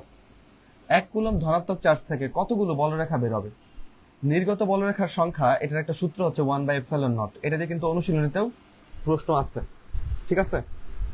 নির্গত বলরেখার সংখ্যা হচ্ছে 1/ε0। আচ্ছা, মানে ওই 1 কুলম্ব হইলে 1/ε0, আর বেশি কুলম্ব হয় তাহলে মানে Q/ε0 দিয়ে তুমি নির্গত বলরেখার সংখ্যা বের করবা। তো আসলে এটাই আসবে, তো এই মানটা একটু দেখে রাখবা। এটা তো আর অঙ্ক করে বের করার সুযোগ নাই পরীক্ষাতে, ঠিক আছে? এটা একটু মেমোরাইজ করে রাখবা যেন অপশন দেখলে তুমি চিনে যাও। আচ্ছা, প্রাবল্য, তড়িৎ ক্ষেত্রে প্রাবল্য, তড়িৎ প্রাবল্য, এগুলা নিয়ে তো কথা বলতেছি, রিডিং পড়লে পারবা। এগুলা সব ধরনের প্রাবল্যই কি ভেক্টর রাশি, তাই না? আচ্ছা, আধান ঘনত্ব, কোনো কিছু ঘনত্ব কিভাবে বের করবা? যদি কোনো কিছুকে ক্ষেত্রফল দিয়ে ভাগ করে দাও তাহলে ঘনত্ব পেয়ে যাও না? বলো, ক্ষেত্রফল দিয়ে ভাগ করে দিতে হবে। তাহলে আমরা আধান ঘনত্বকে কি দিয়ে প্রকাশ করি? সিগমা দিয়ে। পরীক্ষায় কিন্তু এগুলো আসে, যেমন ধর একবার আসছে যে অর্ধায়ুকে কি দিয়ে প্রকাশ করা হয়? T½ দিয়ে। ওরকম ধরে আসলো আধান ঘনত্বকে কি দিয়ে প্রকাশ করা হয়? সিগমা দিয়ে। কিভাবে বের করবা? সিগমা ইজ ইকুয়াল টু মোট চার্জ কিউ, আচ্ছা এটা ফাইয়ের মতো দেখা যাচ্ছে কিউ, আর একটা তলের ক্ষেত্রফল এ, এবং ওই তলে যে মোট চার্জ আছে সেটা কিউ। এটাই হচ্ছে তোমার আধান ঘনত্ব। একক কি হবে ভাই? কিউ এর একক কুলম্ব, আর এর একক হচ্ছে কি? Metre square. Coulomb per metre square, এটাই হচ্ছে আমার আধান ঘনত্বের একক। একদম ইজি, সোজা পড়া। চলো সামনে আগাই, এগুলো আমার লাগছে না। আচ্ছা, এই কথাটা একটু ভাববা, এই যে অনুসন্ধানমূলক কাজ, এটা একটু ভাববো আমরা। চলো, এখানে বলছে দুইটা বিন্দু আধান কিছু দূরত্বে আছে। ওকে, বিন্দু আধান মানে কুলম্বের সূত্র খাটবে, এরা কিছু দূরত্বে আছে, খুব ভালো কথা। এদের মধ্যবর্তী কোনো বিন্দুতে যদি তড়িৎ প্রাবল্যের মান 0 হয়, এই বিন্দুতে প্রাবল্য হচ্ছে 0।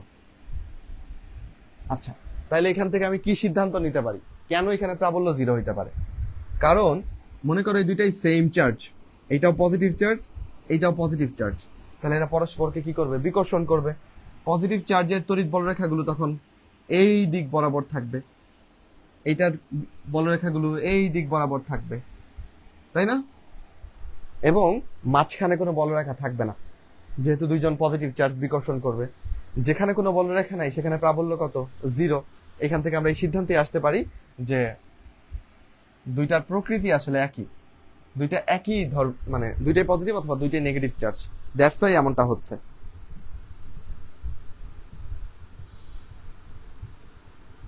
বলো বুঝছো কিনা? একটু বুঝলে আমাকে জানায়ও।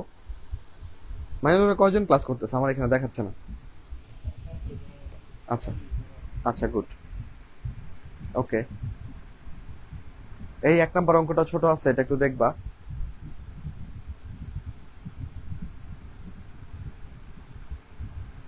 আচ্ছা, তড়িৎ বিভবের ব্যাপারে চলে আসলাম।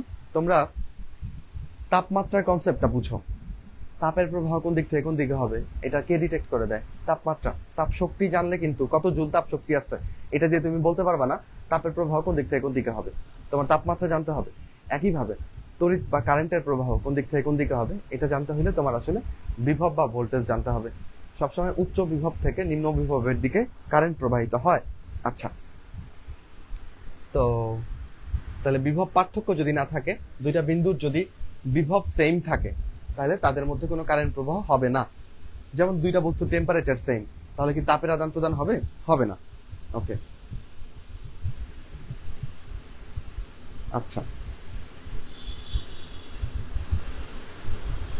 এখানে একটা সূত্র আমরা নিয়ে যাব। সূত্রটা হচ্ছে W is equal to এখানে লিখছে, বাট আমরা মনে রাখবো V is equal to W/Q। ঠোঁটের আগায় থাকবে একদম, ঠিক আছে? তাহলে V এর একক হচ্ছে ভোল্ট, এভাবে লিখতে পারো। আবার W একক কি? জুল। Q এর একক হচ্ছে কুলম। তাহলে জুল পার কুলম্ব লেখা যায়, আর জুল পার কুলমকে আমরা ভোল্টও লিখতে পারি। এটা হচ্ছে আমাদের বিভবের একক। এককটা ইম্পর্টেন্ট। ওকে, আশা করি পারবা। আচ্ছা, এখানে একটা প্রশ্ন করছে, আমরা সবগুলো প্রশ্নই বিবেচনায় নিচ্ছি। প্রশ্নটা কি? তড়িৎ ক্ষেত্রে কোনো বিন্দুতে তড়িৎ প্রাবল্য শূন্য, E is equal to 0। এতে করে কি তার তড়িৎ বিভব V is equal to 0, এটা কি বলা যাবে নাকি যাবে না? That's the question. তুমি অলরেডি সমীকরণ থেকে জানো E is equal to dV/dr। মাইনাসটাকে আমি ইগনোর করতেছি আপাতত। যদি E এর মান 0 হয় তাহলে অবশ্যই dV 0 হবে, তাই না? বলো, E এর মান 0 হলে dV এর মান 0। এখন এই dV মানে হচ্ছে বিভব পার্থক্য, নট বিভব। ধরো এই বিন্দুতে ভোল্টেজ হচ্ছে 5 ভোল্ট, এই বিন্দুতেও ভোল্টেজ হচ্ছে 5 ভোল্ট, তাহলে এখানে dV এর মান কত? 0। তার মানে এই না যে তাদের ভোল্টেজ শূন্য, ঠিক না? তার মানে কোনো কিছুর প্রাবল্য যদি 0 হয় তাহলে তার ভোল্টেজ 0 হইতেও পারে, নাও হইতে পারে, কিন্তু তাদের বিভবের যে পার্থক্য সেটা 0 হবে। আশা করি এটার অ্যান্সারটা তুমি পাইছো, বুঝছো? ওকে, এই যে এই লাইনটা লিখছে দেখো, প্রাবল্য শূন্য হলে বিভব শূন্য হতে পারে। হ্যাঁ, কার ক্ষেত্রে? আচ্ছা যাক, বেশি পেঁচায় লাভ নেই, আবার নাও হইতে পারে। আমি তোমার বুঝাইছি এই লাইনটা, বুঝছো কিনা বলো?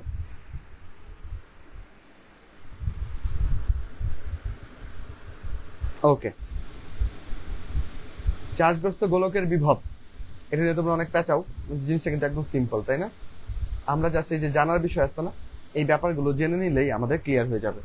এই যে জানার বিষয় 3টা, তো আমি এটা তোমার একটু বুঝাই দিচ্ছি। প্রথমে আমি ভোল্টেজের কথা বলি, তারপর আমি প্রাবল্যের কথা বলি, ঠিক আছে? মনোযোগ দিয়ে শুনবা। এইটা একটা আমার গোলক। ভাই এটা কি ফাঁপা গোলক না নিরেট গোলক? তোমার যা খুশি মন চাই নাও, ফাঁপা নিলেও যেই কথা, নিরেট নিলেও একই কথা, ঠিক আছে? ওকে, এইবার এই গোলকটার বাইরের যদি বিন্দুতে, কোনো একটা বিন্দুতে যদি 5 ভোল্ট হয় এর বিভব, তাহলে এই পৃষ্ঠের যে কোনো বিন্দুতেই তুমি বিভব কেমন পাবা? 5 ভোল্ট পাবা। কেন? কারণ একটা পরিবাহীর তল সমবিভব তল। এটা যে খালি গোলাকার হইলেই হবে এরকম না। আমার সামনে যে টেবিলটা আছে, এই টেবিলের সারফেসটাও যদি, মানে এই সারফেস যদি একটা ভোল্টেজ থাকে, প্রত্যেকটা বিন্দুতে ভোল্টেজ সেম থাকে। একটা পরিবাহীর তলটা সমবিভব তল, সব জায়গায় বিভব সমান। এইবার অভ্যন্তরে বিভব কেমন হবে? অভ্যন্তরে বিভব মনে রাখবা, গোলকের পৃষ্ঠে বিভব যা, অভ্যন্তরেও তা। তাহলে অভ্যন্তরের কোনো বিন্দু বিবেচনা করলে, এই বিন্দু বা এই বিন্দু, সেখানেও 5 ভোল্ট এভরিহোয়ার। তার মানে গোলকের অভ্যন্তরে এবং পৃষ্ঠে বিভবের মান সমান। ভাই গোলকের বাইরে কেমন হবে? হ্যাঁ, বাইরে ডিফারেন্ট হবে, গোলকের বাইরে ডিফারেন্ট হবে। এটা কেমন হবে আমি তোমার বলতেছি। তাহলে বিভবের হিসাব শেষ। এবার চলো প্রাবল্য, মনোযোগ দিয়ে শুনো। প্রাবল্য যেন কিভাবে চিন্তা করছি আমরা? বলরেখা দিয়ে, তাই না রে? এবার মনে করো তুমি এই গোলকটাকে চার্জিত করছো। চার্জ দিলে পরে এই চার্জগুলো গোলকের পৃষ্ঠে থাকে, গোলকের অভ্যন্তরে যায় না। তুমি একটা পরিবাহীকে যদি চার্জিত করো, চার্জগুলো কোথায় থাকে? পৃষ্ঠে, অভ্যন্তরে যায় না। তাহলে চার্জগুলো আছে মনে করো এইখানে, এইখানে, এইখানে, এগুলো হচ্ছে চার্জ। যেখানে চার্জ আছে সেখান থেকে কি বের হবে? বলরেখা বের হবে না? বলো। আচ্ছা, বলরেখা যদি বের হয় তাহলে সেখানে প্রাবল্য থাকবে কিনা? অবশ্যই থাকবে। তাহলে গোলকের পৃষ্ঠে প্রাবল্য থাকবে, কিন্তু গোলকের অভ্যন্তরে কি কোনো চার্জ অবস্থান করে? ফাঁপা গোলক হোক আর নিরেট গোলক হোক, কোনো সমস্যা নেই, চার্জ থাকবে পৃষ্ঠে, অভ্যন্তরে না। যেহেতু গোলকের অভ্যন্তরে কোনো চার্জ নাই, তাহলে এখানে কোনো প্রাবল্য নাই। গোলকের অভ্যন্তরে প্রাবল্য কেমন হবে? অলওয়েজ শূন্য। ক্লিয়ার দুইটা ব্যাপার, ফাঁপানির এটা কোনো পার্থক্য নাই। এবার আসো, গোলকের পৃষ্ঠে বিভব, গোলকের অভ্যন্তরে বিভব সেম। গোলকের পৃষ্ঠে প্রাবল্য থাকবে, গোলকের অভ্যন্তরে প্রাবল্য শূন্য। এই কয়টা লাইন এখন দেখো জানার বিষয় থেকে তুমি বুঝো কিনা, তুমি নিজে পড়ো, এখন এগুলো রিডিং পড়ো। আচ্ছা, কোন স্থানে যদি তুমি বিভব নির্ণয় করতে চাও, গোলকের ভেতরে কোন স্থানে বিভব নির্ণয় করতে চাও, আমি তোমার একটা গোলক দিছি, বলছি যে কেন্দ্র থেকে 5 সেন্টিমিটার দূরে তুমি এইটার বিভব কত বের করে দাও। তো 5 সেন্টিমিটার মনে করে একটু। এখন এই 5 সেন্টিমিটার দিয়ে তোমার কোনো কামই নেই, কারণ এই 5 সেন্টিমিটার ধরে তুমি হিসাব করলে অঙ্ক জীবনে মিলবে না। তোমাকে কোনো কিছুর বিভব বের করতে বললে তুমি বের করবা কার বিভব? বলো, পৃষ্ঠের বিভব বের করবা। এই জন্যই তোমার ব্যাসার্ধর মান জানতে হবে পৃষ্ঠের বিভব বের করার জন্য। পৃষ্ঠের বিভব যা হবে, কেন্দ্র থেকে 5 সেন্টিমিটার বলো, 6 সেন্টিমিটার, 10 সেন্টিমিটার, অভ্যন্তরের যে কোনো বিন্দুতে বিভব সেটাই হবে। গোলকের ভেতরে যেন প্রাবল্য কেমন হয়? শূন্য। কেন শূন্য? কোনো চার্জ থাকে না, তাই কোনো তড়িৎ বলরেখা থাকে না, তাই প্রাবল্য শূন্য, কিন্তু পৃষ্ঠে প্রাবল্য থাকবে। আচ্ছা,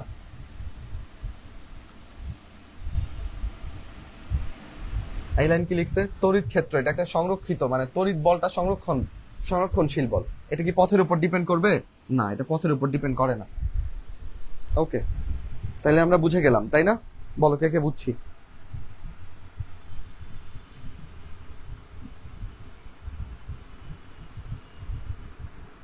আমি আসলে তোমাদের কমেন্ট ধরতে পারতেছি না, হঠাৎ করে লজ্জা পেয়ে কেন গোল গোল লাগবো? মাইনুল কি বলছে? আচ্ছা, ভিডিও আটকাচ্ছে কি বলো? মাইনুল ভাইয়ের এখানে ঠিক, আমার এখানে ঠিক। ওকে, নেটের প্রবলেম হলে মাঝে মধ্যে এরকম হয় একটু। আচ্ছা, তাহলে আমরা কিন্তু অনেকখানি পড়ে ফেলছি, বুঝছো? আচ্ছা, বিভব পার্থক্য, বিভব বৈষম্য একই কথা, সমীকরণ ওইগুলাই। এখন আসো, আমরা চলে আসছি হচ্ছে ইলেকট্রন ভোল্ট এই কনসেপ্টে। এটা আমি আরো কয়েকবার পড়াই থাকতে পারি, এবং বারবার পড়ানোর সময় আমার একটা দগ্ধ একটা স্মৃতি মনে পড়ে। আমার একটা কোচিং এর পরীক্ষাতেই একটা প্রশ্ন ছিল, নিচের কোনটা সঠিক। আমি প্রথম ক নাম্বার অপশনে দেখছিলাম যে 1 electron volt is equal two 1.6 × 10⁻⁹ coulomb. আমি দেখে এটা দাগাই দিছিলাম। পরে দেখছিলাম যে না, গ নাম্বার অপশনটাও সঠিক। তার মানে কি, ক নাম্বার কি তাহলে ডাবল অ্যান্সার নাকি? পরে এসে তাকাই দেখি যে এখানে কুলম দেওয়া। ইলেকট্রন ভোল্ট কি চার্জের একক? উত্তর হচ্ছে না, ইলেকট্রন ভোল্ট চার্জের একক না। তাহলে এখানে কুলম দিলে হবে না। তাহলে ভাই আসলে এটা কিসের একক? ইলেকট্রন ভোল্ট হচ্ছে কাজ বা শক্তির একক। কিভাবে? 1 electron volt is equal two একটা ইলেকট্রনের চার্জ ইনটু 1 ভোল্ট। একটা ইলেকট্রনের চার্জ সবাই জানো, 1.6 × 10⁻⁹ কুলম। এবার আসো, ভোল্টকে কি লিখতে পারি? ভোল্টকে লিখতে পারি joule per coulomb. 1 ভোল্টকে 1 joule per coulomb লিখতে পারি। এককের দিক থেকে দেখো কুলম কুলম কাটা যায়, থাকলো হচ্ছে জুল। জুল কিসের একক? জুল হচ্ছে কাজ বা শক্তির একক। তাহলে আমাকে বলো, এখানে কুলম দিলে কি হবে? হবে না, এখানে দিতে হবে হচ্ছে জুল। তা আমি ধরা খাইছিলাম, যদিও ব্যাপারটা আমি পারতাম, কিন্তু আবেগে তাড়াতাড়ি দাগাতে গিয়ে আমি কিন্তু ভুল করে ফেলছিলাম। আশা করি তুমি এই ভুলটা করবা না। তো পারবো তো আমরা, তাই না? এখন যদি বলি mega electron volt, 1 mega electron volt, mega বললেই তুমি এটাকে কত দিয়ে গুণ করবা? 10⁻6 দিয়ে গুণ করবা। 10⁻6 দিয়ে গুণ করলে কি হয়ে যাবে? এইটা হয়ে যাবে -13 জুল। ওকে, ইজি ব্যাপার।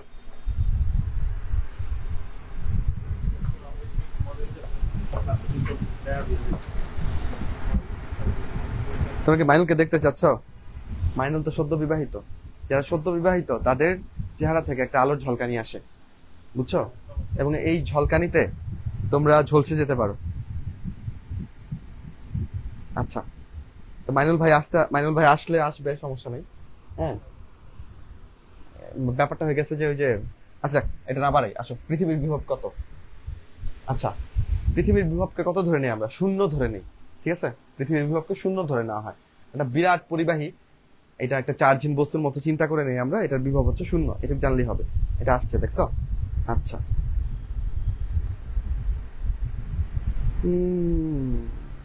এই লাইনগুলা পড়বা, দাগানো লাইনগুলো, এগুলো সব আমি বলছি, বুঝছো? আচ্ছা,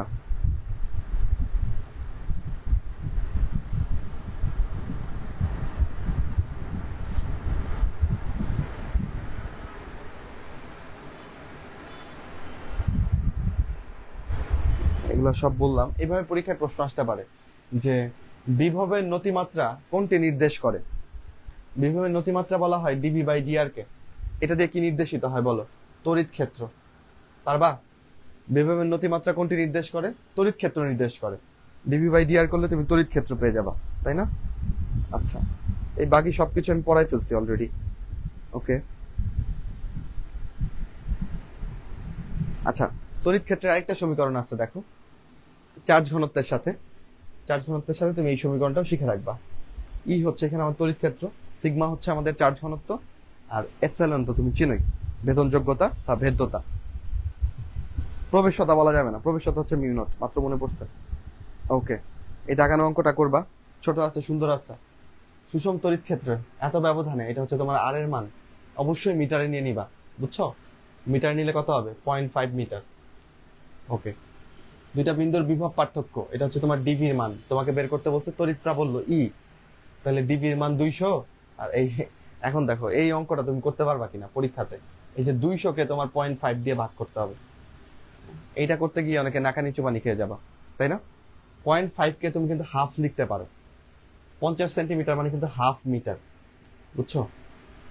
তুমি যদি এখানে হাফ লিখতে পারো বুদ্ধি করে, তাহলে তোমার কিন্তু খেল খতম। নিচে হাফকে উপরে তুলে নিলে 2/1 হয়ে যাবে, মানে অ্যান্সার থাকবে কত? 400। চাইছে কি আমার এখানে? প্রাবল্য, তাহলে উত্তর হবে ভোল্ট পার মিটার অথবা নিউটন পার কুলম। ওকে,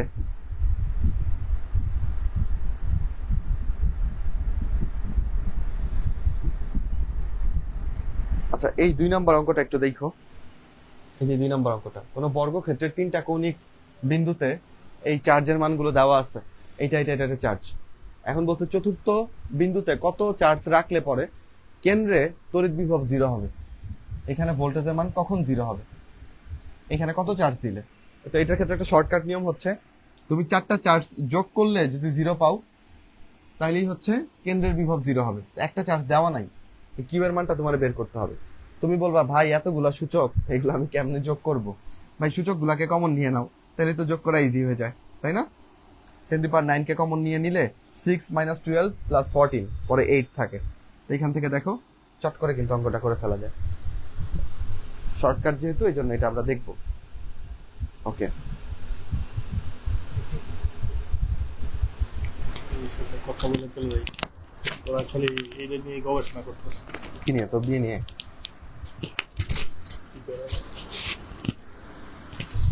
এই কি অবস্থা সবার? খুব গবেষণা চলতেছে না? সেটা হচ্ছে 1-1.5 মাস আগে থেকে শুরু হয়েছে, এখনো চলতেই আছে। এবং কমেন্ট বক্সে দেখা যাচ্ছে পড়াচ্ছে স্থির তড়িৎ।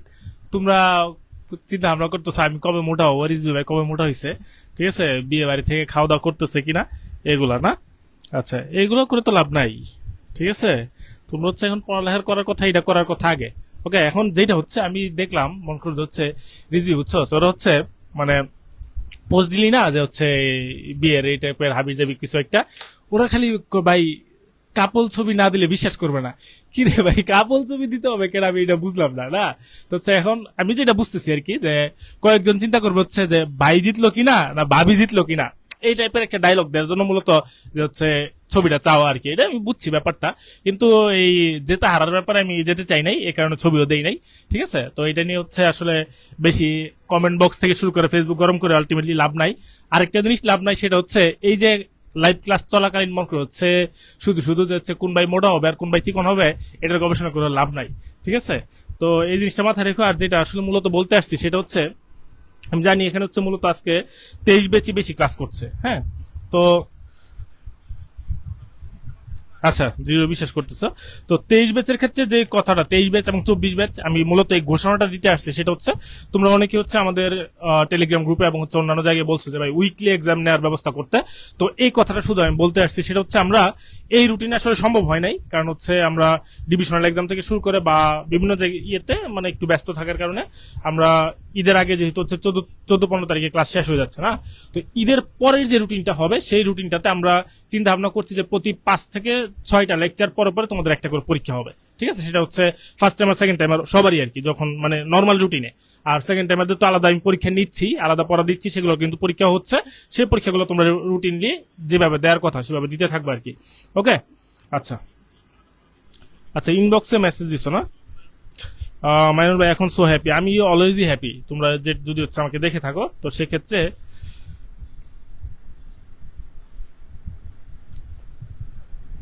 আর কারো কি কোনো কোয়েশ্চেন? 24 আছে, আচ্ছা ঠিক আছে, 24 থাকলেও ভালো কথা। তো ওকে, ঠিক আছে, ওকে, ঠিক আছে। এই ঘোষণাটাই আসলে তোমাদের দেওয়ার দরকার ছিল, সেটা আমি দিয়ে দিলাম। রিজবি ক্লাস কন্টিনিউ করো, ঠিক আছে। আর মনে করো হচ্ছে বাড়তি কমেন্ট কম করলে আমার মনে হয় বেটার হয়, সেটা যে কোনো টপিকই হোক, ঠিক আছে, এটা আর কি। ওকে রিজবি, তোকে 1 মিনিটের মনে হয় রেস্ট দিলাম না? আচ্ছা, প্রথমবার বিয়ে করছে তো মাইনুল, এই জন্য একটু নার্ভাস আর কি, বুঝছো? আমি তো পুরনো হয়ে গেছি। আচ্ছা,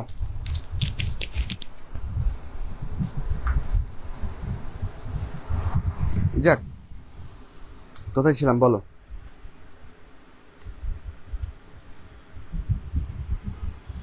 আচ্ছা আচ্ছা, যাই হোক, তোমরা এই আন্দোলনরত অবস্থা থেকে ফিরে এসে একটু সমবিভব তলের দিকে একটু নজর দাও, ঠিক আছে? আমাকে খুব বেরসিক মনে হতে পারে, কিন্তু কিছু করার নেই, চ্যাপ্টারটা তো শেষ করতে হবে, খুব দীর্ঘও করতে চাই না ক্লাসটা। অলরেডি বোধহয় নাম শুনে বুঝে গেছো যে সমবিভব তল মানে এই তলের সব জায়গাতে বিভবটা সমান। অলরেডি আমি তোমাকে বলছি একটা গোলক, গোলকের পৃষ্ঠ সমবিভব তল, পরিবাহীর যে কোনো তলকে তুমি সমবিভব তল হিসেবে চিন্তা করতে পারো। এখানে কিছু বৈশিষ্ট্য দেওয়া আছে, এইগুলো বুঝে নিলেই আমাদের সমবিভব তল হচ্ছে ক্লিয়ার। আচ্ছা, বৈশিষ্ট্যগুলো কইরে, এই যে সমবিভব তলের বৈশিষ্ট্য, চলো দেখি। ওরা বলছে তড়িতাহিত মানে চার্জিত পরিবাহীর তল সর্বদা সমবিভব তল, যেটা আমি মাত্র বললাম।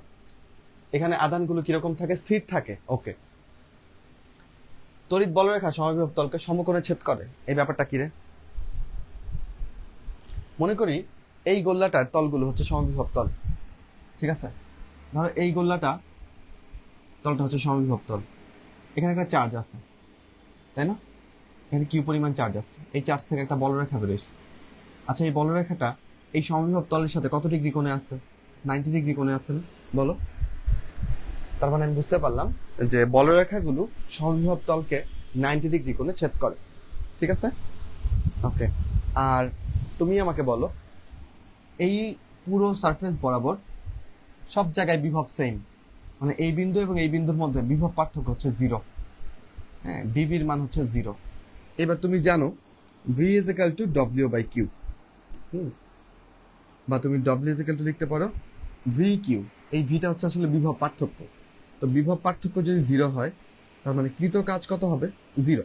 তার মানে সমবিভব তলের একটা বিন্দু থেকে আরেকটা বিন্দুতে যদি চার্জটাকে তুমি স্থানান্তরিত করতে চাও, তোমার কোনো কাজ করতে হবে না, এখানে কোনো কাজ হবে না, কোনো শক্তি লাগবে না, বুঝছো? এই ওকে। তার মানে দেখো, এটা আমরা বুঝলাম কিনা? তড়িৎ বলরেখা সমবিভব তলকে কেমনে ছেদ করে? সমকোণে। সমবিভব তলের উপর কোনো তড়িতাধানকে এক বিন্দু থেকে, মানে কোনো চার্জকে এক বিন্দু থেকে আরেক বিন্দুতে নিতে কোনো কাজ করতে হবে না, হয় না। 4 নম্বর পয়েন্টটা দেখো, এইটা তুমি বুঝবা না আমি জানি। কোনো বস্তুর তল, ওই যে আমার টেবিলের তল বা আয়তন, এটা সমবিভব সম্পন্ন হতে পারে। আবার শূন্য দেশস্থ কোনো তল, এইটা আবার কি ভাই? মনে করো আমি এইখানে একটা তল কল্পনা করতেছি, এটা আমার কল্পিত তল। এই কল্পিত তলটা কোথায় আছে? স্পেসে আছে না? শূন্য মানে আমার সামনে তো এখানে কিছু নাই, ধরো বাতাসও নাই, তাহলে জায়গাটা তো ফাঁকা। এই স্পেসের মধ্যেও তুমি একটা তল, সমবিভব তল কল্পনা করতে পারবা। মানে সমবিভব তল হতে গেলে যে একটা গোলক বা একটা পরিবাহী কিছু একটা লাগবেই এরকম না, এই তলটা শূন্য বা স্পেসের মধ্যেও থাকতে পারে। ওকে, বুঝছো? এই তো। এবং এটা তল হতে পারে, আয়তনও হতে পারে, সমবিভব আয়তনও হতে পারে। তো এই বৈশিষ্ট্যগুলোই আমাদের জন্য ইম্পর্টেন্ট, উপরে এই বৈশিষ্ট্যগুলোকে ইনিয়ে বিনিয়ে লিখা আমরা যেন পড়ে নিই। তোর এই দ্বিমেরুতে চলে আসি, চলো। দ্বিমেরু ডাইপোল। আচ্ছা, লিখি একটু। আমি একটা হাইড্রোজেন পরমাণু আঁকতে চাই, তাহলে আমি কি করব? হাইড্রোজেন পরমাণুর একটা প্রোটন থাকে কেন্দ্রে, আর একটা ইলেকট্রন থাকে যেটা ঘুরে, তাই না? এখন তুমি আমাকে বলো যে এইখানে চার্জ দুইটা কেমন? সমমান, তাই না? সমান মান না দুইটা চার্জের? দুজনের প্রোটন আর নিউট্রনের, সরি, প্রোটন আর ইলেকট্রনের চার্জের মতো সমান, কিন্তু কেমন? বিপরীত ধর্মী। বিপরীত ধর্মী। সমমান কিন্তু বিপরীত ধর্মী। এবং এদের দূরত্বটা কত? খুবই অল্প না? অল্প দূরত্বে, অল্প দূরত্বে সমমান কিন্তু বিপরীত ধর্মী এরকম দুইটা চার্জ যদি অল্প দূরত্বে থাকে তখন এটা একটা তড়িৎ দ্বিমেরু গঠন করে। তাহলে আমাদের হাইড্রোজেন পরমাণু হচ্ছে তড়িৎ দ্বিমেরুর একটা দারুণ উদাহরণ, ঠিক আছে? এবং এই দ্বিমেরুর দিকটা কোন দিকে? আমরা তড়িৎ বলরেখার যে দিক পড়ছিলাম সেটা ঠিক বিপরীত। দ্বিমেরুর দিক হচ্ছে নেগেটিভ থেকে পজিটিভের দিকে, তড়িৎ দ্বিমেরুর দিক হচ্ছে নেগেটিভ থেকে পজিটিভের দিকে। ওকে, যারা আচ্ছা এটা গেল। এবার এখানে আমি এই ডিসটেন্সটাকে যদি ধরো, এদের চার্জকে আমি ধরলাম কিউ চার্জ, ঠিক আছে? এটা প্লাস কিউ, এটা মাইনাস কিউ। ওকে, এবং এদের মাঝখানে দূরত্ব হচ্ছে মনে করো 2l, মানে মাঝখান থেকে এইটুকু একটা এল, এইটুকু একটা এল, এইভাবে চিন্তা করতেছি। এটা তো ভেক্টর রাশি। তো এদের দ্বিমেরু ভ্রামক, এটাকে আমি পি দিয়ে প্রকাশ করি। দ্বিমেরু ভ্রামক P is equal to Q into 2l। দ্বিমেরু ভ্রামক একটা ভেক্টর রাশি। তাহলে এই দ্বিমেরু ভ্রামকের একক কি দাঁড়াবে বলো? কিউ এর একক হচ্ছে কুলম আর এল এর একক হচ্ছে মিটার। তাহলে কুলম মিটারই হচ্ছে আমাদের দ্বিমেরু ভ্রামকের একক, ঠিক আছে? ওকে ওকে, এবার দেখো কাদের মধ্যে তুমি তড়িৎ দ্বিমেরু দেখতে পারবা। স্থায়ী দ্বিমেরুর এক্সাম্পল হচ্ছে পানি, মানে কারা ডাইপোল তৈরি করে। তুমি জানো পানির মধ্যে ডাইপোল তৈরি হয়, তাই না? এই যে হালকা ঋণাত্মক, হালকা ধনাত্মক, তাহলে এগুলো হচ্ছে স্থায়ী তড়িৎ দ্বিমেরু। পানি, তারপর ক্লোরোফর্ম, অ্যামোনিয়া, এরা স্থায়ী তড়িৎ দ্বিমেরু, একটু পড়বা। আচ্ছা, সংজ্ঞাটাতে দেখো কি কি শব্দ আমরা মার্ক করতে বললাম। সমপরিমাণ, বিপরীত ধর্মী, খুব কাছাকাছি বা অল্প দূরত্বে স্থাপন করলে যেটা হবে সেটাই হচ্ছে তড়িৎ দ্বিমেরু। হলো? ওকে, দ্বিমেরু ভ্রামকও আমরা পড়ে ফেলছি। দ্বিমেরু ভ্রামকের দিক কোন দিকে হবে? আমাদের তড়িৎ দ্বিমেরুর দিক যেরকম নেগেটিভ থেকে, মানে 2l, যে এই এল এর দিক কি নেগেটিভ থেকে পজিটিভের দিকে না? তাহলে দ্বিমেরু ভ্রামকের দিকে হবে নেগেটিভ থেকে পজিটিভের দিকে। ওকে, আচ্ছা, এবার আমি তোমাকে কয়েকটা জিনিস বলি। দ্বিমেরু থেকে অনেক কথা আছে, বাট অনেক কথা আসলে লাগে না, আমরা জাস্ট কয়েকটা জিনিস দেখব, ঠিক আছে? আচ্ছা,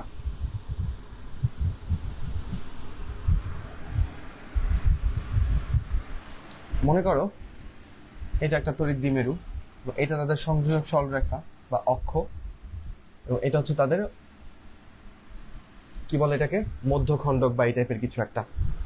আচ্ছা, এখন তুমি যদি এই বিন্দুতে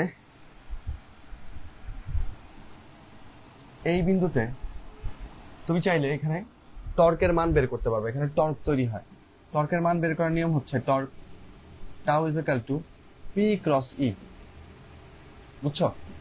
তো এখানে তুমি লিখতে পারো পি ই সাইন থিটা। এগুলো আসলে পড়াচ্ছি, আচ্ছা পড়াই, সমস্যা নেই। এই বিন্দুতে যদি টর্ক বের করতে চাও তখন থিটার মান হবে 90। থিটার মান 90 হইলে সাইন থিটা মানে 1, সাইন 90 মান 1 হবে। তখন তোমার টর্কের মান হবে পিই, যেটা তোমার সর্বোচ্চ টর্ক। তাহলে সর্বোচ্চ টর্ক পাওয়া যায় দ্বিমেরু ভ্রামকের লম্ব দ্বিখণ্ডকের উপরে, এবং সেটার মান হয় পিই। পি হচ্ছে এখানে দ্বিমেরু ভ্রামক আর ই হচ্ছে আমাদের প্রাবল্য। আর যদি এই বিন্দুতে তুমি টর্ক বের করতে চাও, এই বিন্দুতে টর্ক হবে হচ্ছে 0। এই ব্যাপারটা খালি জেনে রাখবা। কেন? কারণ এইখানে থিটার মান হচ্ছে 0, এখানে থিটার মান 0, তাই টর্কের মানও 0। তার মানে ধনাত্মক এবং ঋণাত্মক চার্জের সংযোগ যে সরলরেখা, এই সরলরেখা বরাবর তুমি কোনো টর্ক পাবা না, কিন্তু ওদের লম্ব দ্বিখণ্ডক বরাবর সর্বোচ্চ মানের টর্ক তুমি পাবা। এই দুইটা টর্কের ব্যাপারে এই দুইটা জিনিস শিখে রাখলা। আরেকটা ব্যাপার হচ্ছে যে এই যে এইখান থেকে এই মানে এই লম্ব দ্বিখণ্ডক বরাবর তুমি যদি কোনো চার্জকে, এই চার্জটাকে যদি আনা নেওয়া করতে চাও, তাহলে তোমার কোনো রকমের কাজ করতে হবে না। কেন? কারণ এখানে বিভব পার্থক্যটা 0। এই পুরো লম্ব দ্বিখণ্ডক বরাবর বিভব পার্থক্যটা 0, তাই এখানে কোনো কাজ করতে হয় না।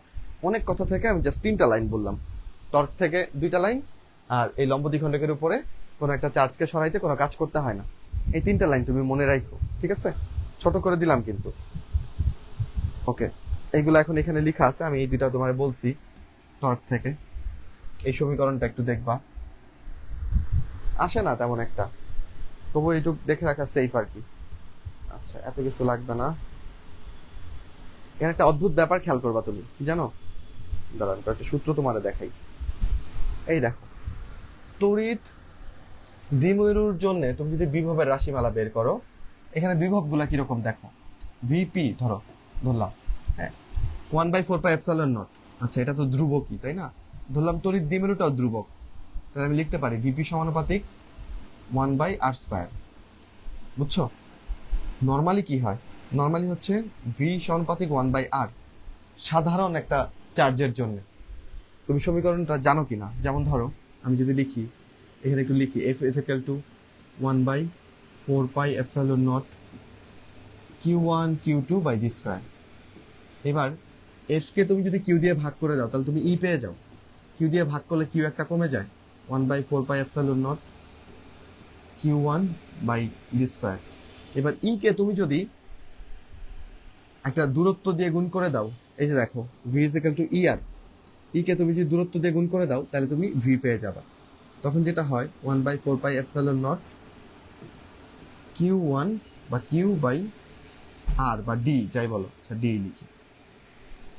তো দেখো, নর্মালি বিভবটা একটা স্থির একটা চার্জের জন্য বিভবটা হচ্ছে দূরত্বের ব্যস্তানুপাতিক, কিন্তু দ্বিমেরু ভ্রামকের জন্য বিভবটা হচ্ছে দূরত্বের বর্গের ব্যস্তানুপাতিক। এখন এই বিভবটা কি সাধারণ বিভব বলছে, সাধারণ তড়িৎ বিভব, নাকি তড়িৎ দ্বিমেরুর জন্য বিভব বলছে? তড়িৎ দ্বিমেরুর জন্য বিভব বললে কিন্তু 1/r² হয়ে যাবে। একই কথা হচ্ছে তোমার কিসের জন্য জানো? এখান থেকে আমি কি লিখতে পারি? এখান থেকে লিখতে পারি E সমানুপাতিক 1/d²। যদি দ্বিমেরুর জন্য প্রাবল্য বের করো, তুমি দেখবা দ্বিমেরুর জন্য প্রাবল্য বের করলে 1/ মানে r³ বা d³ যাই লিখো, এটা হচ্ছে দ্বিমেরুর জন্য। এই ব্যাপারটাই জাস্ট লক্ষ্য করার। ওকে,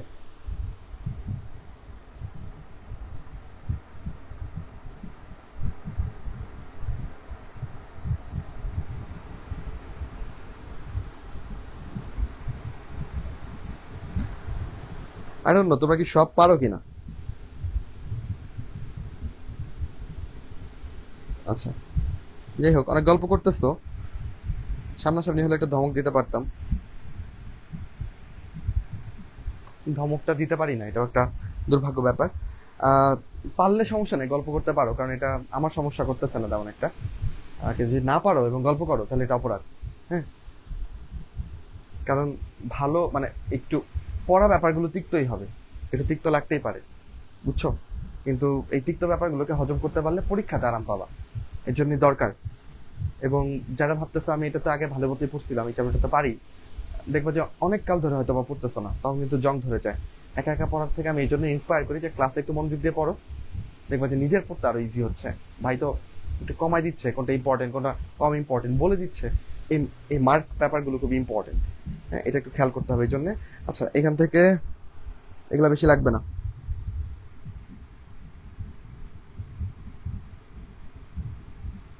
দ্বিমেরু থেকে আর কিছু লাগবে না, যেটুকু বলছি এটুকু হবে। এবার চলে আসো আরো কিছু কনসেপচুয়াল ব্যাপার। অপরিবাহী বা অন্তরক এবং ডাইইলেকট্রিক। অপরিবাহী অন্তরক তো বুঝো, যাদের মধ্যে দিয়ে কারেন্ট যাবে না, যেমন রাবার, কাঁচ, ওরা তড়িৎ পরিবহন করে না, ওরা হচ্ছে অন্তরক পদার্থ। এবার প্রশ্ন হচ্ছে ডাইইলেকট্রিক কি? ডাইইলেকট্রিক পদার্থ কারা? ডাইইলেকট্রিক পদার্থগুলো হচ্ছে অন্তরক, এরাও অন্তরক। তাহলে ভাই দুইটার মধ্যে পার্থক্য কি? একটা সাধারণ অন্তরক একটা ডাইইলেকট্রিকের মধ্যে পার্থক্য কি? পার্থক্য হচ্ছে এটাই, ডাইইলেকট্রিক পদার্থগুলো নিজে তড়িৎ পরিবহন না করলেও সে কিছু তড়িৎ ঘটনাকে প্রভাবিত করতে পারে। ভাই কি বললেন, মাথার উপর দিয়ে চলে গেল। যেমন ধরো, তোমাকে আমি একটু পরে ধারকত্ব পড়াবো। ধরো দুইটা সমান্তরাল পাত, সমান্তরাল পাতের মাঝখানে কি আছে এটা খুব ইম্পর্টেন্ট ওদের ধারকত্ব বের করার জন্য। C is equal to ε0 A by D, সমীকরণ আগে লিখে ফেললাম। তাহলে ওদের মাঝখানে যদি শূন্য মাধ্যম না থেকে অন্য কোনো মাধ্যম দাও, তাহলে তার পরাবৈদ্যুতিক ধ্রুবক গুণ হবে এবং তার ধারকত্ব বাড়বে। মাধ্যমে মাঝখানে কি দিতে পারি? মাঝখানে ধরো আমি দিলাম তুলা, তুলা দিলেও তার ধারকত্ব বাড়তেছে। তুলা কিন্তু কারেন্ট ফ্লো করে না, তুলা কিন্তু অন্তরক, কিন্তু তুলা ধারকত্ব বাড়িয়ে দিচ্ছে, একটা তড়িৎ ঘটনাকে সে প্রভাবিত করতেছে। তার মানে সে কি? সে একটা ডাইইলেকট্রিক পদার্থ। বুঝতে পারছো? ডাইইলেকট্রিক পদার্থগুলো আসলে কি? পরিবাহী, অপরিবাহী না অর্ধপরিবাহী? উত্তর হচ্ছে ডাইইলেকট্রিক পদার্থ মানেই হচ্ছে অপরিবাহী, কিন্তু ওরা তড়িৎ ঘটনাকে প্রভাবিত করতে পারে। ওকে, সাউন্ড কম, এতক্ষণ কি ঠিক ছিল নাকি? দাঁড়াও আমি শুনি। এই আমার এখানে জোস সাউন্ড। ওকে, আচ্ছা তারপর কোথায় যাব? তাহলে আমরা এক্সাম্পল গুলো দেখি চলো। এই কাঁচ, রাবার, প্লাস্টিক, এভোনাইট এরা সবাই অন্তরক, আবার এরা সবাই হচ্ছে ডাইইলেকট্রিক। এখানে যে এক্সাম্পল গুলো দিচ্ছে, বুঝছো? এখন সব অন্তরক কি এই জন্য ডাইইলেকট্রিক হইতে পারবে না? সব অন্তরক ডাইইলেকট্রিক হইতে পারে না, ঠিক আছে? আচ্ছা, এখানে কয়েকটা লাইন লেখা আছে, পড়বা। ডাইইলেকট্রিক গুলা কিরকম দেখো, উচ্চ পোলারাইত অপরিবাহী। এটা যে অপরিবাহী এটা খেয়াল রাখো ভালো করে। ওকে, তাই ধারকের শক্তি সঞ্চয়ের জন্য তুমি কি ব্যবহার করবা? ডাইইলেকট্রিক পদার্থ ব্যবহার করবা। ডাইইলেকট্রিক পদার্থ কারা কারা আছে দেখো, এই যে মিথেন, পানি, মাইকা, প্লাস্টিক, অভ্র, সিরামিক, রাবার। এই মাইকা মানেই তো অভ্র, যতটুকু জানতাম, কাঁচ, এগুলা। ওকে, এরপরে তোমাকে এমন একটা জিনিস এখানে শিখাইছে যেটা দেখে তুমি হাসবা। দেখো, বাংলা পড়লে তুমি বুঝবা না, মেরুবর্তী, অমেরুবর্তী কঠিন লাগে, কিন্তু যদি আমি তোমাকে বলি পোলার সাবস্টেন্স, নন পোলার সাবস্টেন্স, তখন কিন্তু ইজি লাগে, তাই না? তো পোলারিটির ব্যাপারগুলো কেমিস্ট্রিতে তুমি যদি পড়ে থাকো যে কোনটা পোলার যৌগ আর কোনটা অপোলার যৌগ, তাহলে এটা তোমার জন্য কোনো ব্যাপারই না। তুমি তড়িৎ ঋণাত্মকতার পার্থক্য দিয়ে বের করে ফেলতে পারবা, তাই না? যদি দুইটা পরমাণুর তড়িৎ ঋণাত্মকতার পার্থক্য 0 থেকে 0.5 এর মধ্যে হয়, তখন এটা কি বলো? 0 থেকে 0.5 এর মধ্যে হইলে এটা অপোলার, অপোলার, তাই না? 0 থেকে না, 0 হইলে তো এটা বিশুদ্ধ সমযোজী, তাই না? যদি কারো তড়িৎ ঋণাত্মকতার পার্থক্য 0 হয়, যেমন ধরো ওকে H2 বা Cl2, এগুলোর ক্ষেত্রে কি দুইটা হাইড্রোজেন, তড়িৎ ঋণাত্মকতার পার্থক্য এখানে 0, এটার যা এটাও তাই, তখন এদেরকে তুমি বলতে পারবে এরা কি? এরা হচ্ছে বিশুদ্ধ সমযোজী। বিশুদ্ধ সমযোজী তো পোলারিটি দেখাবেই না। আর যদি পার্থক্যটা 0.1 থেকে 0.5 এর পর্যন্ত হয় বা 0.4 পর্যন্ত হয়, তখন এরা অপোলার সমযোজী। আর যদি 0.5 থেকে 1.9 পর্যন্ত হয়, তখন ওরা হচ্ছে পোলার সমযোজী। সবচেয়ে বেশি পোলার সমযোজী কে বলো? সবচেয়ে বেশি পোলার যৌগ কে? সমযোজী, আচ্ছা যাই হোক, সবচেয়ে বেশি পোলার যৌগটার নাম হচ্ছে হাইড্রোজেন ফ্লোরাইড। ফ্লোরিনের হচ্ছে 4, হাইড্রোজেনের হচ্ছে 2.1, তড়িৎ ঋণাত্মকতার পার্থক্য হচ্ছে 1.9। সবচেয়ে বেশি তড়িৎ ঋণাত্মকতার পার্থক্য, তাই এটাই সবচেয়ে বেশি পোলার যৌগ, হাইড্রোজেন ফ্লোরাইড। ভাই যদি আরো বেশি হয়, যেমন সোডিয়াম ক্লোরাইড, ক্লোরিনের হচ্ছে 3 আর সোডিয়ামের হচ্ছে 0.9, তাহলে এখানে পার্থক্য কত? 2.1। যদি 1.9 থেকে বেশি হয়ে যায়, তখন তুমি এটাকে বলবা হচ্ছে আয়নিক, তখন এটা আয়নিক যৌগ হয়ে যাবে, তাই না? যাই হোক, তো অপোলার আর পোলার এই দুইটা যৌগ চিনলে কিন্তু আমাদের হচ্ছে এক্সাম্পল গুলা দেখবা। যেমন আমি দেখেই বলে দিব এগুলো সব অপোলার যৌগ, সব অমেরুবর্তী পদার্থ, তাই না? এগুলো তো বুঝা যাচ্ছে এগুলো বিশুদ্ধ সমযোজী, এরা জীবনে পোলারিটি দেখাবে না। মিথেনের ক্ষেত্রে দেখো, কার্বন কত? কার্বন হচ্ছে 2.5, হাইড্রোজেন হচ্ছে 2.1, তাহলে পার্থক্য কত হলো? 0.4। তাহলে এরা কি? এরা অপোলার। কার্বন ডাইঅক্সাইড দেখো, কার্বন কত? যাই হোক, এই শিখে রাখবা আর কি, ঠিক আছে, হিসাবে না গিয়ে, বা যে যতটুকু পারো আর কি। আর এদের ক্ষেত্রে দেখো এরা সবাই পোলার যৌগ।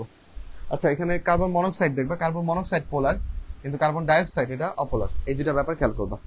আচ্ছা, তাহলে যারা পোলার তাদের স্থায়ী দ্বিমেরু ভ্রামক থাকবে, হ্যাঁ, একটু আগে দেখলাম। আর যারা অপোলার ওরা স্থায়ী দ্বিমেরু ভ্রামক দেখাবে না। আচ্ছা, এবার আসো ডাইইলেকট্রিক ধ্রুবক বা পরাবৈদ্যুতিক ধ্রুবক।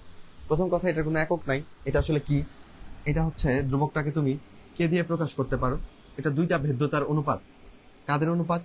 ধরো আমি তুলা মাধ্যমের পরাবৈদ্যুতিক ধ্রুবকের মান বের করতে চাই, তাহলে আমি তুলা মাধ্যমে যে এপসাইলন সেটা লিখবো, এবং এটাকে ভাগ করবো হচ্ছে শূন্য মাধ্যমের এপসাইলন দিয়ে, এপসাইলন নট দিয়ে।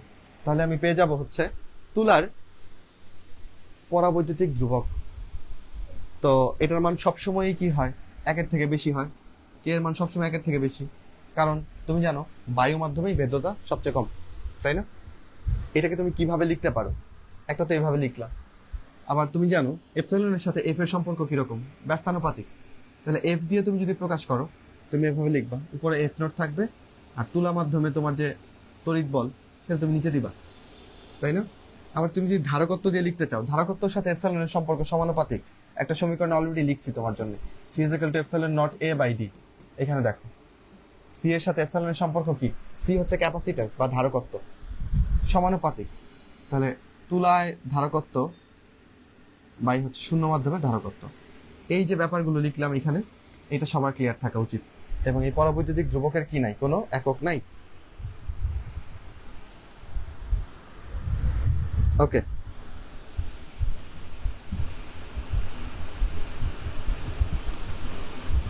এটাকে দেখো কি কি নামে ডাকা হয়, নামগুলো একটু দেখবা, এই নামগুলো উল্টাপাল্টা লাগে। পরাবৈদ্যুতিক ধ্রুবক তো বলি, ডাইইলেকট্রিক ধ্রুবকও বলি, এবং তড়িৎ মধ্যমাঙ্ক বলা হয়, তড়িৎ মধ্যমাঙ্ক। ওকে, একের চেয়ে বেশি হয় বলছি তোমাকে। এবার কিছু ডাইইলেকট্রিক ধ্রুবকের মান দেওয়া আছে, মানগুলো একটু দেখবা। পানিটা হচ্ছে যদি 80 থাকে তাহলে 80 দিবা, কারণ তপন স্যারের বইতে, হাজারি স্যারের বইতে সব জায়গায় 80 দেওয়া, 80 বেটার অ্যান্সার, ঠিক আছে? বাকিগুলো শিখবা। তপন স্যারের বইতে আরো কিছু আছে, এগুলো আসলে কয়টা শিখবা শেষ করা যায় না, এইটাই মেইনলি পড়ো। আর কারো কাছে ওই তপন স্যার এগুলো থাকলে ওইগুলো একটু দেখতে পারো, ঠিক আছে? আচ্ছা, এগুলো ভালো ইম্পর্টেন্ট আছে। এবার চলো ধারকটায় চলে আসি।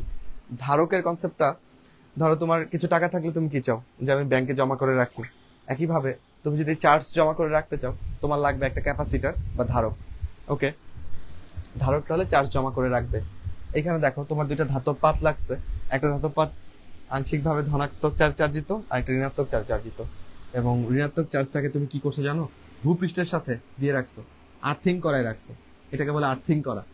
এবং ছোটবেলায় এরকম আর্থিং এর তার থাকতো, এগুলা খালি হাতে ধরে শর্ট খাইছি, বুঝছো? আর্থিং করে রাখলে যেটা হয়, এখানে ওই তড়িৎ আবেশের ফলে এটার ধারকত্ব বাড়ে, ক্যাপাসিটরের ধারকত্ব বাড়ে আর্থিং করার ফলে, এই জন্য আর্থিং করা থাকে আর কি। আমরা এটা মেকানিজমে যাচ্ছি না, আমরা ধারকত্বকে কি দিয়ে প্রকাশ করি, সি দিয়ে।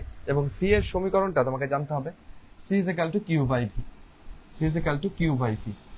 আচ্ছা, এটা গেল একটা কমন সমীকরণ। এবার আসো, দুই রকমের ধারক আছে তোমার বইতে। একটা হচ্ছে সমান্তরাল পাত ধারক, যেখানে দুইটা সমান্তরাল পাত থাকে, মনে করো এই দুইটা হচ্ছে সমান্তরাল পাত, ঠিক আছে? এদের মাঝখানে ডিস্টেন্স হচ্ছে ডি, এদের মাঝখানে ধরো শূন্য মাধ্যম আছে, তখন এদের ধারকত্বকে আমি লিখতে পারি C is equal to epsilon naught A by D. আচ্ছা, আরেকটা আছে গোলীয় ধারক, গোলক আকৃতির ধারক। সেই ধারকের সমীকরণ হচ্ছে C is equal to 4 pi epsilon naught R, সেই গোলকের শুধু ব্যাসার্ধটা দরকার।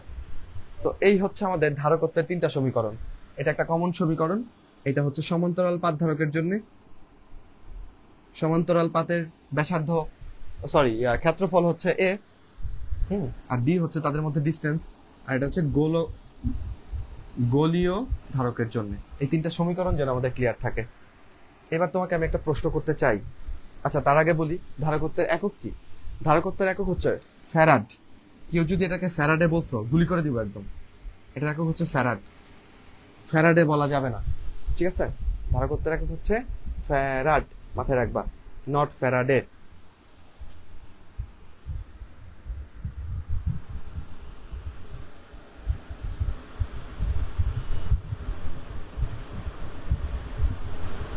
ওকে, ঠিক আছে? এবার তুমি আমাকে বলবা, আমি একটা, দেখি কে পারে, আমি একটা 1 ফ্যারাডের গোলীয় ধারক বানাইতে চাই, তাহলে সেটা কি সম্ভব কি সম্ভব না? এটা তোমার কাছে প্রশ্ন, যে 1 ফ্যারাড ধারকত্বের একটা গোলীয় ধারক আমি বানাতে চাই, এটা কি সম্ভব নাকি সম্ভব না? তুমি পারলে একটু লিখে ফেলো।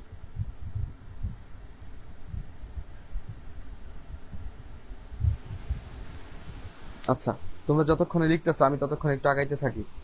দেখো, যদি ধারকত্ব হয় 1 ফ্যারাড,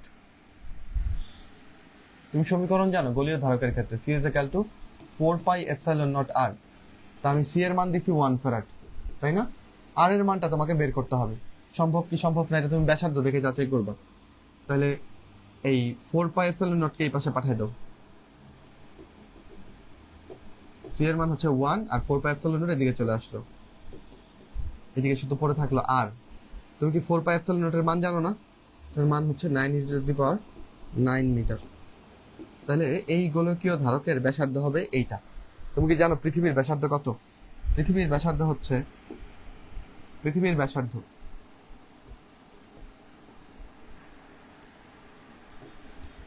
6.4 ইন্টু 10⁶ মিটার বা 6400 কিলোমিটার।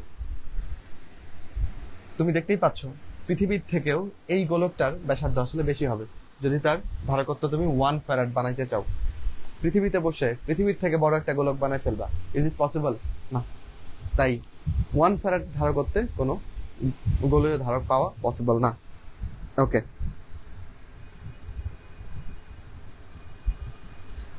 দোলা তুমি হয়তো একটু পিছায় আছো, তুমি একটু আগায় দাও, তোমার লাইফটা হয়তো কয়েক সেকেন্ড পিছায় আছে, তাই ওরা অ্যান্সার দিয়ে ফেলতেছে। ওকে, তার মানে তুমি বুঝলা যে আসলে ফ্যারাড অনেক বড় একটা একক, এটা ইউজ করা প্র্যাকটিক্যাল না, তো এই জন্য আমরা আসলে মাইক্রো ফ্যারাড, মিলি ফ্যারাড এগুলা ইউজ করি। ঠিক আছে, ওকে। আচ্ছা,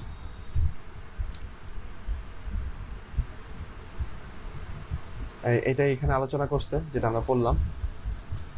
এবার কি কি বিষয়ের উপর ধারকত্ব নির্ভর করে, খুবই ইম্পর্টেন্ট, পরীক্ষাতে আসবে। তুমি এখানে অলরেডি ওই সমান্তরাল পাত ধারকের সমীকরণটা শিখে ফেলছো, তাই না? এই সমীকরণ দেখে দেখেই সবগুলো উত্তর তুমি দিয়ে দিবা। তুমি জানো C is equal to epsilon naught A by D. এখন তুমি আমাকে বলো, যদি তুমি পরিবাহীর ক্ষেত্রফল বাড়াও, এর মান বাড়াও, তাহলে ধারকত্ব কেমন হবে? বাড়বে। শেষ। পরিবাহীর মধ্যবর্তী মাধ্যম, দুইটা ধাতব পাত, সমান্তরাল ধাতব পাতের মাঝখানে তুমি এখানে শূন্য মাধ্যম ছিল আগে, এখন শূন্য মাধ্যম সরায় তুমি দিছো হচ্ছে, ধরো তুমি এখানে কি দিবা, পানি দিবা? না, পানি দিলে হবে না। পানি ডাইলেকট্রিক পদার্থ হইলেও মানে পানিকে হচ্ছে তুমি ডাইলেকট্রিক হিসেবে ইউজ করতে পারবা না। কেন জানো? কারণ পানি আসলে বিশুদ্ধ অবস্থায় থাকে না, কোনো না কোনো অপদ্রব্য সে নিয়ে ফেলে, এখন এরপর সে পরিবাহীর মতো আচরণ করে ফেলে। বিশুদ্ধ পানি অন্তরক, কিন্তু পানি তো বিশুদ্ধ অবস্থায় পাওয়া যায় না, তো পানিকে এই জন্য ডাইলেকট্রিক পদার্থ হিসেবে ইউজ করা হয় না প্র্যাকটিক্যালি। আচ্ছা, যাই হোক, তো তুমি এটার মধ্যে নিলা ধরো তুলা, ঠিক আছে, আমাদের প্রিয়, বা রাবার নিছো, তখন তুমি দেখবে এটা ধারকত্ব বেড়ে গেছে ডাইলেকট্রিক পদার্থ নেওয়া, কারণ এখানে তুমি তখন কে গুণ করবা, তার সাথে পরাবৈদ্যুতিক ধ্রুবকটা গুণ করবা, তাই না?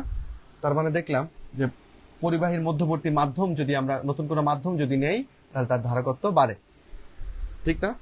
পাতদ্বয়ের মধ্যবর্তী দূরত্ব, আচ্ছা এই ডি এর মান যদি বাড়াও তাহলে কি হবে? সি এর মান কমবে না? দূরত্ব যদি বেশি করো তাহলে ধারকত্ব কমবে। 3টা পয়েন্ট তো আমি সূত্র থেকেই মনে রাখতে পারি। আরেকটা পয়েন্ট আমি তোমাকে পড়াইছি, সেটা হচ্ছে ভূসংযুক্ত পরিবাহীর সান্নিধ্য, ওই যে আর্থিং করে রাখলে পরে ধারকত্ব বাড়ে। কিসের জন্য? তড়িৎ আবেশের কারণে, বৈদ্যুতিক আবেশের কারণে এই ধারকত্বটা বাড়ে। এই তো পড়া শেষ। এবার কিভাবে বৃদ্ধি করা যায়? একই কথা, এ বাড়াবা, দূরত্ব ডি কমাবা, হ্যাঁ, তারপর হচ্ছে এখানে কে অ্যাড করবা, ঠিক আছে, পরাবৈদ্যুতিক ধ্রুবক বেশি এমন কাউকে নিবা, আর হচ্ছে কি করবা? আর্থিং করবা। ওকে, গোলাকার পরিবাহীর ধারকত্ব পড়ে ফেলছে এগুলা। আচ্ছা, এখন এখানে একটা কনফিউজিং ব্যাপার হচ্ছে, এই কে হচ্ছে পরাবৈদ্যুতিক ধ্রুবক, এটার একক বলছে ওরা ফ্যারাড পার মিটার, কিন্তু অলরেডি তুমি জানো পরাবৈদ্যুতিক ধ্রুবকের কোনো একক নাই, তাহলে ভাই আমি পরীক্ষাতে কি করব? আচ্ছা, পরীক্ষাতে তোমার ফার্স্ট প্রায়োরিটি হচ্ছে নাই, এটাই বেটার অ্যান্সার, বুঝছো? কিন্তু অপশনে যদি ফ্যারাড পার মিটার দেয়, তখন অবশ্য মানে এটা মিন করে যে টিচার আসলে ফ্যারাড পার মিটারটা দেখছে, দেখে উদ্দেশ্য প্রণোদিত ভাবে এটা দিচ্ছে। হ্যাঁ, সম্ভাবনা যেটার অনেক কম। ফ্যারাড পার মিটার থাকলে ফ্যারাড পার মিটারই দিবা। আসলে যদি দুইটাই থাকে তাহলে কি করবা? তখন হচ্ছে তোমার বুদ্ধি বিবেচনায় যা আসে আল্লাহর উপর ভরসা রেখে কিছু একটা দিয়ে দিবা যা আছে জীবনে, বুঝছো? আর যদি এভাবে প্রশ্ন আসে যে ধারকত্বের ক্ষেত্রে কে এর একক কোনটি, তখন আর কোনো কথা নাই, ধারকত্বের ক্ষেত্রে বলে দিলে তখন তুমি অবশ্যই ফ্যারাড পার মিটার দিবা। হলো? ওকে,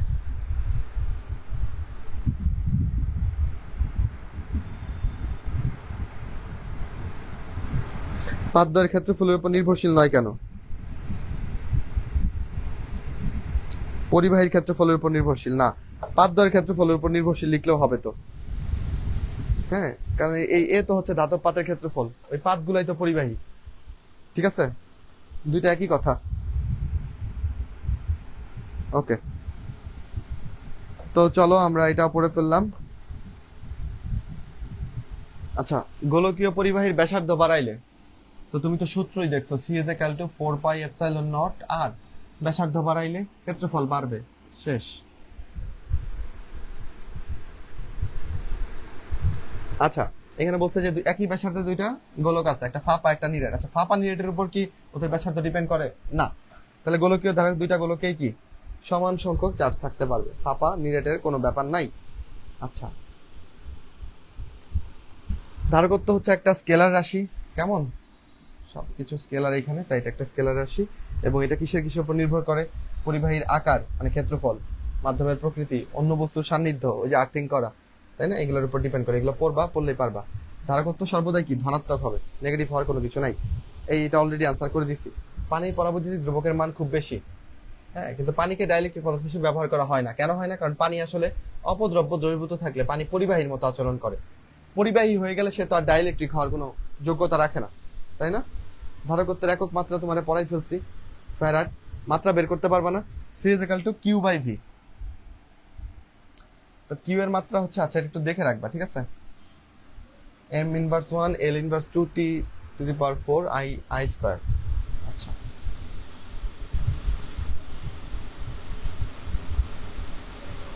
ওকে। এরপর কি? সমান্তরাল পাত ধারকের ধারকত্ব, এগুলো পড়াই ফেলছি, সূত্রটা পড়াই ফেলছি। 1 নম্বর অঙ্কটা করবা, সোজা আছে, ঠিক আছে? এগুলো সলিউশন বের করে আনতে হবে। পরীক্ষাতে এরকম একবার বড় বড় প্রশ্ন কিন্তু দিছিল, দেয় না যে এরকম না কিন্তু। এবার আসো, ধারককে তুমি কয়ভাবে সংযোগ করতে পারবা? দুই ভাবে, একটা হচ্ছে শ্রেণী, একটা হচ্ছে সমান্তরাল।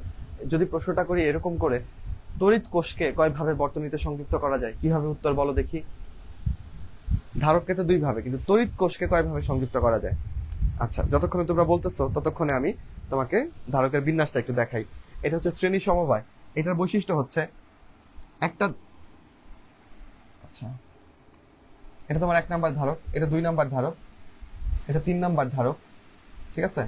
এই দেখো, 1 নাম্বার ধারকের একটা পাত 2 নাম্বার ধারকের আরেকটা পাতের সাথে সংযুক্ত থাকবে, 2 এর একটা পাত 3 এর আরেকটা পাতের সাথে সংযুক্ত থাকবে। এরকম হলে এটাকে আমরা সিরিজ বলবো, বুঝছো? আর তুমি যদি সমান্তরাল দেখতে চাও তাহলে হচ্ছে দেখো, একটা বিন্দুতে সবগুলো ধারকের একটা পাত, আরেকটা বিন্দুতে সবগুলো ধারকের আরেকটা পাত, তাহলে তুমি এটাকে সমান্তরাল বলবা। আচ্ছা, হ্যাঁ, ভেরি গুড। 3 রকম, কারণ এখানে ছিল মিশ্র, কিন্তু ধারককে কিন্তু মিশ্র সমবায় করা হয় না। আচ্ছা, তোমরা রোধেরটা কমনলি পারো। রোধের বিন্যাসের ক্ষেত্রে তুমি জানো যে রোধের বিন্যাসটা কি বলো? R S is equal to R1 plus R2 plus R3, এরকম না? আর যদি সমান্তরালে করো, প্যারালালি করো, তাহলে RP is equal two, sorry, 1/RP is equal two 1/R1 plus 1/R2 plus 1/R3। এটা সবাই পারো, তাই না, রোধেরটা?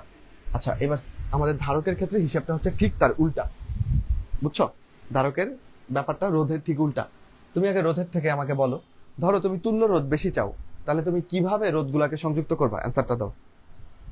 তুল্য রোধ যদি তুমি বেশি চাও, তাহলে কিভাবে তুমি ধারকগুলোকে রোধগুলোকে সংযুক্ত করবা? সিরিজে নাকি সমান্তরালে? একটু বলো দেখি, কে কে পারো?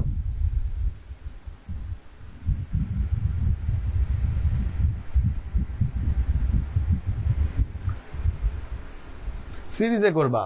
এই না একটা ফ্ল্যাট যোগ, এরকম ফ্ল্যাট যোগ করলে মান বেশি আসবে। 1/1 করলে মান কমে যায় অনেক, বুঝছো?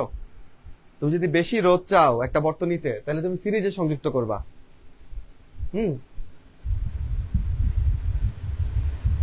সমীকরণ দেখে অনেকে ভুলভাল বলতেছো। আচ্ছা, রোধের ক্ষেত্রে জিজ্ঞেস করছি। অপরদিকে ধারকের ক্ষেত্রে CS 1/CS is equal to 1/C1 plus 1/C2 plus 1/C3, R CP is equal to হচ্ছে C1 plus C2 plus C3। তাহলে বলো, এবার এটা দেখে বলো। তোমার কাছে 3টা ধারক দিছি, তুমি চাও বেশি ধারকত্ব, তাহলে তুমি কিভাবে ধারকগুলোকে রাখবা? সিরিজে রাখবা না সমান্তরালে রাখবা? বেশি ধারকত্ব চাও, তুল্য ধারকত্ব যেন বেশি হয়।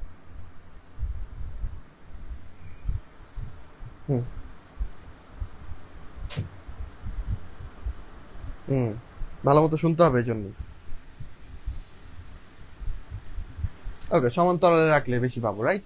আচ্ছা, এখন সমান ধারক যদি হয়, মনে করো 3টা ধারক নিছো তুমি, 3টার মানই হচ্ছে 2 মাইক্রোফ্যারাড, 3টার মানই সেম, ঠিক আছে, তিনটাই 2 মাইক্রোফ্যারাড। এরকম সমান ধারকের জন্য একটা হিসাব আছে, তোমরা বোধহয় জানো। কি বলতো হিসাবটা? হিসাবটা হচ্ছে CP is equal two N square CS. জানো এটা? এন হচ্ছে এখানে কতগুলা ধারক নিচ্ছ, যেমন এখানে সমান ধারক কয়টা নিচ্ছ? 3টা। তো সেই ক্ষেত্রে তুমি লিখতে পারবা CP is equal two 9 CS. মানে এই 3টা সমান ধারককে তুমি যদি সিরিজে সংযুক্ত করো তাহলে যে তুল্য ধারকত্ব পাবা, সমান্তরালে সংযোগ করলে তার 9 গুণ পাবা। এখন পুলাপানের উল্টাপাল্টাটা হয় হচ্ছে এখানে কি 9 দিব না 1/9 দিব? তো ভাই এই কনসেপ্টটা মাথায় রাখলেই তো হয় যে আমাদের প্যারালালি যদি রাখি তাহলে ধারকত্ব বেশি, সিরিজে রাখলে ধারকত্ব কম। তখন এইটা কি 9 হবে না 1/9 হবে এটা তো দেখেই বলে দেওয়া যায়, যায় না? একটু বুদ্ধি থাকলেই তো যায়। এইটা থেকে কিন্তু অনেকবার মেডিকেলের প্রশ্ন আসছে এই ব্যাপারটা থেকে। তো আমরা যেন এই 9 না 1/9 এটা নিয়ে যেন উল্টাপাল্টা না করি, ঠিক আছে? দেখেই যেন বলে দিতে পারি। আচ্ছা, এগুলো পারবো। এই যে যাচাই করো, দেখাও যে কিন্তু যাচাই করতে বলবে না, আসবে। সমান ধারকত্বের 2টা ধারক নিচ্ছে, এখানে এন এর মান হচ্ছে 2। সমান্তরাল সমবায়ে থাকাকালীন সিপি শ্রেণী সমবায় হচ্ছে সিএস। তাহলে শ্রেণী সমবায়ের কত গুণ হবে? CP is equal two 2 square মানে 4 সিএস। সিপির মানই তো সবসময় বড় হবে, তাই না? এই তোমরা তো ইয়েও পড়ছো, তাপগতিবিদ্যাতেও পড়ছো, সিপি গ্রেটার দেন সিবি, তাই না? তো এখানেও সিপি বড়, ওইখানেও সিপি বড়। আচ্ছা, এই লাইনটাও পারবা, দেখো এগুলো থেকে মেডিকেল আসছে। আচ্ছা, এবার ধারকের সঞ্চিত শক্তি। এখানে আমার 3টা সমীকরণ একদম খুব ক্লিয়ারলি জানা থাকতে হবে, ঠিক আছে? প্রথম যে কোনো একটা সমীকরণ মনে রাখবা, যেমন ধরো U is equal to half CV square, এটা মনে রাখতে পারো। এখন তুমি এখানে C is equal to Q by V যদি তুমি বসাও, ঠিক আছে, তখন তুমি কি কি পাবা আমি লিখে ফেলি একবারে, এনে প্রমাণ প্রতিপাদন করার টাইম নেই, তাই না? এটাকে তুমি পাবা হচ্ছে half Q square by C, এটা পাবা একটা। আরেকটা কি পাবা বলো? হাফ কিউবি পাবা, হাফ কিউবি। তো এই যে সঞ্চিত শক্তির 3টা সমীকরণ, এটা আমাদের জানা থাকতে হবে, বুঝছো? এবং তোমার পরীক্ষা যদি এভাবে প্রশ্ন আসে, ভালো মতো শুনো আমার প্রশ্নটা এবং উত্তর দাও। সমীকরণ না পারলে উত্তর পারবো না। এটা হচ্ছে ধারকের মধ্যে সঞ্চিত শক্তি। আমি তোমাকে বললাম যে ধারকত্ব অপরিবর্তিত রেখে বিভব অর্ধেক করলে সঞ্চিত শক্তি কত হবে? লিখলাম পুরো প্রশ্নটা, উত্তর দাও। ধারকত্ব অপরিবর্তিত রাখছি, বিভবকে অর্ধেক করছি, সঞ্চিত শক্তি কত হবে?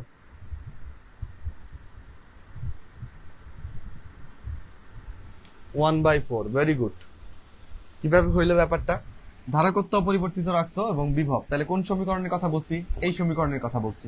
ধারকত্ব এবং বিভব দুইটাই আছে। তাহলে সি কে আমি ধ্রুবক ধরে নিয়ে লিখতে পারি ইউ সমানুপাতিক ভি স্কয়ার, তাই না? ভি কে আমি অর্ধেক করছি, তাহলে ইউ হয়ে যাবে 1/4। ওকে, এই টাইপের প্রশ্ন আসলে আমি যেন মিস না করি। এইগুলো থেকে এই টাইপের প্রশ্নগুলো আসবে, ছোট ছোট অঙ্ক আসতে পারে, আমি যেন মিস না করি, ঠিক আছে? সঞ্চিত শক্তির 3টা সমীকরণ লিখে ক্লিয়ার করবা। ওকে,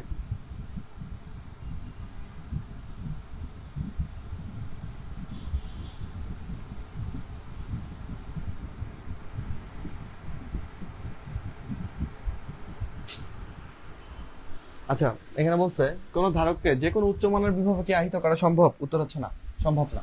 যদি অনেক বেশি মান হয়, বিভবের মান অনেক বেশি হয়, তখন যেটা হয় যে এখানে তড়িৎক্ষরণ হয়, মানে স্পার্কিং হয়, বুঝছো? লাইটনিং এর মতো হয় আসলে। মানে দুইটা ধাতব পাতের মধ্যে তুমি দেখবা বিজলি চমকাইলে যেরকম হয় এরকম বিজলি চমকাবে। এটা তো নট সেফ, ইউজ করার জন্য তো ব্যাপারটা সেফ না, তাই না? ওকে, এবার আমাদের এই ব্যবহার, এগুলো থেকেও কিন্তু পরীক্ষাতে প্রশ্ন আসে। ধারকত্বের প্রকারভেদ এবং ব্যবহার তোমার বইতে 4টা জিনিস দেওয়া আছে, তাই না? একটা হচ্ছে পরিবর্তনীয় ধারক, আমি কি কি পড়বো তোমাকে দেখাই, কোনটার ব্যবহার কোথায় হয়। এটাই ইম্পর্টেন্ট। দেখো, পরিবর্তনীয় ধারকের ব্যবহার আমি যেভাবে দাগাই ওইভাবে দাগাই নাও। বেতার গ্রাহক যন্ত্রে টিউনের কাজে, ঠিক আছে, ইলেকট্রিক যন্ত্রপাতিতে। আচ্ছা, আর যদি তোমাকে বলে বেতার গ্রাহক যন্ত্রে প্রচুর পরিমাণে, না বেতার গ্রাহক যন্ত্রে ব্যবহৃত হয়ে থাকে, আর কিছু বলে নাই, তাহলে বলবো স্থিরমান ধারক বা অভ্র ধারক। আর যদি বলে যে প্রচুর পরিমাণে ব্যবহার হয় কোনটা, তাহলে তড়িৎ বিশ্লেষক ধারক। বেতার গ্রাহক যন্ত্রে প্রচুর পরিমাণে ব্যবহৃত হয় তড়িৎ বিশ্লেষক ধারক। আর তার মানে 4টার মধ্যে 3জনই কিন্তু বেতার গ্রাহক যন্ত্রে ব্যবহৃত হচ্ছে। এর মধ্যে প্রচুর পরিমাণে তড়িৎ বিশ্লেষক ধারক, আর হচ্ছে টিউনের কাজে ব্যবহৃত হচ্ছে পরিবর্তনীয় ধারক, কিছুই না বললে অভ্র ধারক। ইলেকট্রিক বর্তনীতে টিউন সার্কিট এবং ট্যাঙ্ক সার্কিট কম্পাঙ্ক নির্ধারণে কোনটা ব্যবহৃত হয়? কাগজ ধারক। এই 3টা ব্যবহার আমার জন্য সবচেয়ে প্রথম ইম্পর্টেন্ট। এরপর আসো আর কি শিখবো, এখানে মানে কিভাবে তৈরি করবা সেটা একটু দেখতে পারো, কেন এটার নাম এমন হয়েছে। আচ্ছা, পরবর্তী ভেরিয়েবল ক্যাপাসিটর, যেটা পরিবর্তনীয় ধারক, এইখানে পরাবৈদ্যুতের কাজ করবে হচ্ছে বায়ু। মানে এখানে ধাতব পাতগুলোর মাঝখানে কি থাকবে? বাতাস। এবং লিখে ফেলো বায়ুর পরাবৈদ্যুতিক ধ্রুবকের মান কত, লিখে ফেলো, দেখি কে সঠিক লিখতে পারো। বায়ুর পরাবৈদ্যুতিক ধ্রুবকের মান কত? ওকে। অভ্র ধারক, নামেই দেখো অভ্র আছে, তাহলে এখানে আমাদের পরাবৈদ্যুতিক পদার্থ হিসেবে কাজ করবে হচ্ছে অভ্রের পাতগুলো। অভ্রের পাতগুলো পরাবৈদ্যুতের কাজ করবে, ঠিক আছে? ওকে। আর ধারকের পাত কি দিয়ে তৈরি হয়? এখানে টিন দিয়ে তৈরি হয়। ওকে, শেষ। দেখো আমি ব্যবহার পড়তেছি আর পরাবৈদ্যুতিক পদার্থকে শুধু সেটা পড়তেছি। কাগজ ধারক, নামের মধ্যে কাগজ আছে তাই না? এখন দেখো এখানে প্যারাফিন মোম, প্যারাফিন মানে বুঝো তো, মানে বিক্রিয়া করে না এরকম, প্যারাফিন মোমে ভেজানো পাতলা কাগজের ফালি এখানে পরাবৈদ্যুতিক ধ্রুবক হিসেবে কাজ করে, আর এই জন্য এটাকে আমরা কাগজ ধারক বলতেছি, বুঝছো? এবং এটা খুব কম মূল্য এবং সহজে তৈরি করা যায়। মোম লাগানো কাগজ, এটাই তোমার পরাবৈদ্যুতিক পদার্থের কাজ করবে। এখানেও টিনের পাত থাকবে। ওকে। তড়িৎ বিশ্লেষক ধারকে তোমার পরাবৈদ্যুতের কাজ করে, দেখো কি, অ্যালুমিনিয়াম অক্সাইডের একটা পাতলা প্রলেপ, অ্যালুমিনিয়াম অক্সাইড এখানে পরাবৈদ্যুতের কাজ করে। ওকে। আর ধারকত্ব অনেক বেশি কার, এটা মেডিকেল একবার আসছে, সেটা হচ্ছে তড়িৎ বিশ্লেষক ধারকের ধারকত্ব অনেক বেশি হয়। এই তো, এই কথাগুলোই আমাদের পড়তে হবে এখান থেকে।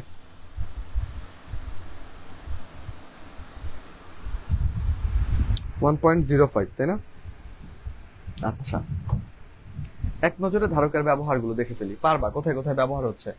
হ্যাঁ, কি কি চেঞ্জ করবে দেখো। 2 নাম্বার পয়েন্টে দিবে বৈদ্যুতিক পাখাকে আস্তে ঘোরানোর জন্য, হবে না, বৈদ্যুতিক পাখাকে জোরে ঘোরানোর জন্য ধারক ব্যবহার করা হয়। এখন আসলে কম ব্যাপারগুলো দেখি, বাট ছোটবেলায় মনে আছে ফ্যান আস্তে আস্তে ঘুরলেই বাবা বলতো যে ক্যাপাসিটরটা চেঞ্জ করলে জোরে ঘুরবে, এবং দেখতাম যে 100 টাকা একটা ক্যাপাসিটর এনে লাগাই দেওয়ার পরে ফ্যান আবার সাই সাই করে ঘুরতেছে। তো ক্যাপাসিটর দিয়ে যে ফ্যান জোরে ঘুরায়, এটা ছোটবেলায় দেখেই শিখে ফেলছি আমরা। তারপর দেখো এটাতে ডিসি ব্লকিং হিসেবে কাজ করে, বৈদ্যুতিক বর্তনীতে ডিসি ব্লকিং, এসি ব্লকিং বললে হবে না, ঠিক আছে? আচ্ছা, স্পন্দকেও এটা ব্যবহৃত হয়, এভাবে রিডিং করে ফেলবা। কাপলিং এর কাজে ব্যবহৃত হয়, চার্জিং ডিসচার্জিং এর কাজে ব্যবহৃত হয়। ওকে, ধারকের ব্যবহারগুলো পড়ে ফেলার পরে আমরা গাউসের সূত্রে চলে আসবো। গাউসের সূত্রে আবার তড়িৎ ফ্লাক্স বুঝাইছে, এটা তো তুমি পারো। তড়িৎ ফ্লাক্স বা চৌম্বক ফ্লাক্স দুইটাকে ফাই দিয়ে প্রকাশ করি, এবং এটা স্কেলার রাশি। আর এদের একক দেখো, এটা একক হচ্ছে ভোল্ট মিটার। আচ্ছা, এটা একটু পড়বা জাস্ট, হ্যাঁ, এককটা একটু মুখস্থ করে ফেলবা। আর এই এককটা আসলে আমি এখন আলোচনায় যাচ্ছি না, কারণ এটা চৌম্বক চ্যাপ্টারে গিয়ে আলোচনা করব, চৌম্বকের রাশি দিয়ে। আচ্ছা, তো এখান থেকে কি পড়বো? গাউসের সূত্র থেকে গাউসের তল যে একটা কল্পিত তল, এটা যে একটা বদ্ধ তল, এবং এটা যে চার্জের চারদিকে থাকে, এটা আমরা জেনে নিব। তাহলে গাউসীয় তল থাকে হচ্ছে চার্জের চারদিকে, এটা একটা কল্পিত তল এবং এটা একটা বদ্ধ তল। That's it. গাউসের সূত্রটা দেখি চলো। কোন তড়িৎ ক্ষেত্রে অবস্থিত বদ্ধ কল্পিত তলের তড়িৎ ফ্লাক্স, তাহলে তড়িৎ ফ্লাক্সকে লিখলাম আমি ফাই।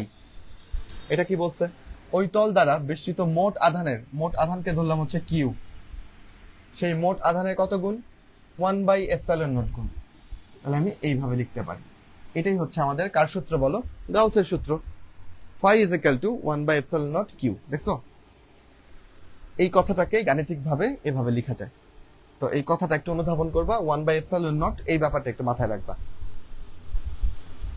ওকে, এবং চৌম্বক ক্ষেত্রের একটা একক ছিল গাউস, কিন্তু এখন আর গাউস ব্যবহৃত হয় না, এখন ব্যবহার হয় টেসলা। টেসলা হচ্ছে চৌম্বক ক্ষেত্রের এসআই একক। টেসলার সাথে গাউসের সম্পর্কটা হচ্ছে 1 টেসলা = 10⁴ গাউস। পৃথিবীর চৌম্বকত্ব কত জানো? পৃথিবীর চৌম্বকত্ব হচ্ছে 1 গাউস, যেটাকে তুমি লিখতে পারো কত? 10⁻⁻⁴ টেসলা।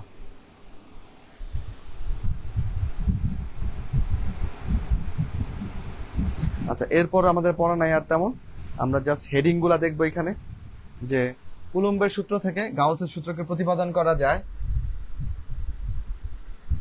গাউসের সূত্র থেকেও কুলম্বের সূত্রকে প্রতিপাদন করা যায়।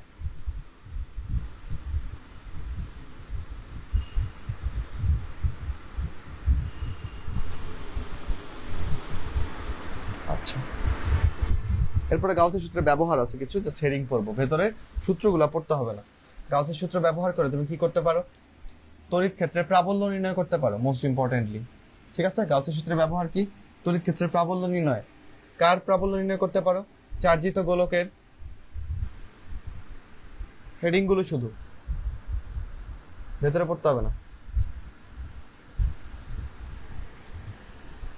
অসীম দৈর্ঘ্যের চার্জিত রেখার এই হেডিং গুলা পড়বা, যে কার কার প্রাবল্য নির্ণয় করা যায়। চার্জিত সমতল পরিবাহীর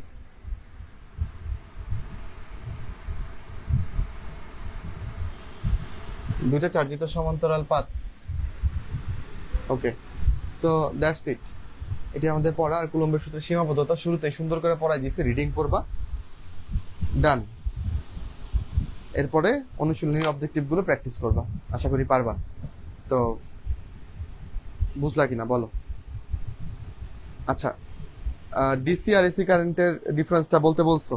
আচ্ছা, এটা এক্সট্রা করে তাহলে ডিসি আর এসি কারেন্টের ব্যাপার যেহেতু জিজ্ঞেস করছো, যে ডিসি আর এসি কারেন্টের ব্যাপারটা কি, যদি এটা পড়াবো কোনো একটা ক্লাসে। তো দেখো, তোমার বাসায় চার্জার লাইট আছে, তাই না? চার্জার লাইটে যতক্ষণ চার্জ থাকে ততক্ষণ সে জ্বলে, এবং এইখানে যেটা হয় একটা ব্যাটারি থাকে, তাই না? এবং এখানে তড়িৎ প্রবাহটা একই দিকে হয়, সবসময় একদিকেই, কারেন্টটা একদিকেই প্রবাহিত হচ্ছে।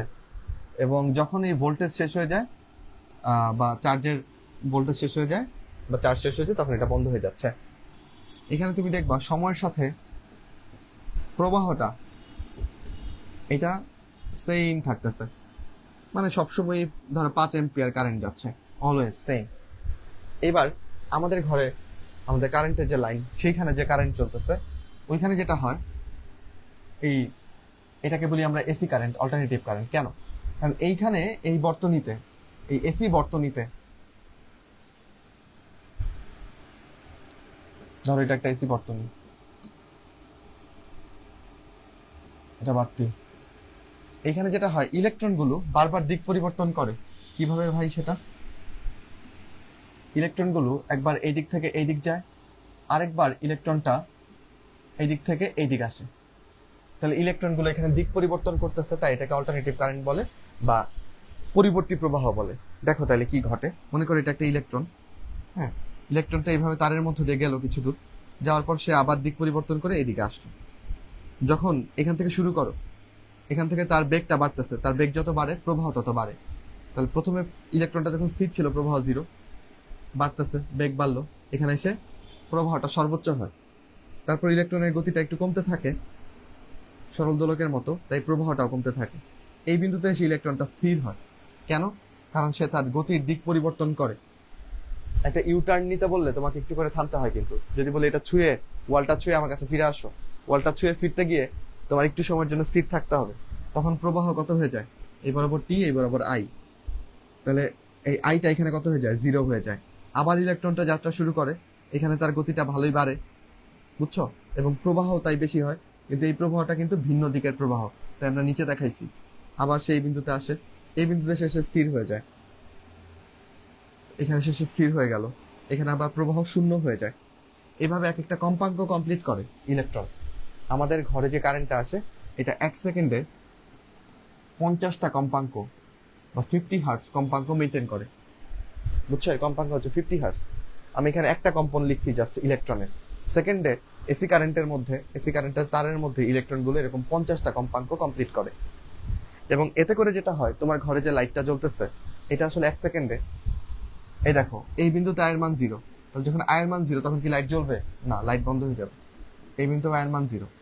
তো বেসিক্যালি তোমার ঘরের লাইটটা অনেকবার বন্ধ হচ্ছে এবং আবার জ্বলতেছে, বাট তুমি এটা ধরতে পারতেছো না, কারণ 1 সেকেন্ডে 100 বার যদি লাইট বন্ধ হয় তুমি এটা ধরতে পারবা না। এত অল্প সময়ের জন্য ব্যাপারটা ঘটে, বুঝছো? এবং ঘর আলোকিতই দেখা যায়। তো এসি কারেন্টে এটা হয়। তো ডিসি কারেন্টে ইলেকট্রন এভাবে দিক পরিবর্তন করে না, ইলেকট্রন এক দিকেই সবসময় প্রবাহিত হয় এবং আয়ের মানেরও কিন্তু উঠানামা নাই, বুঝছো? এবং আমরা চার্জ করতে পারি হচ্ছে এই ডিসি কারেন্টকে, এসি কারেন্টকে চার্জ করা যায় না। ওকে, ঠিক আছে, বুঝছো ব্যাপারটা? আচ্ছা, এই তো আরো ডিটেলস পড়াবো না এসি আর ডিসি নিয়ে চৌম্বক চ্যাপ্টারে। বলো দেখি এইটা কি, এটা কি ধরনের কারেন্ট?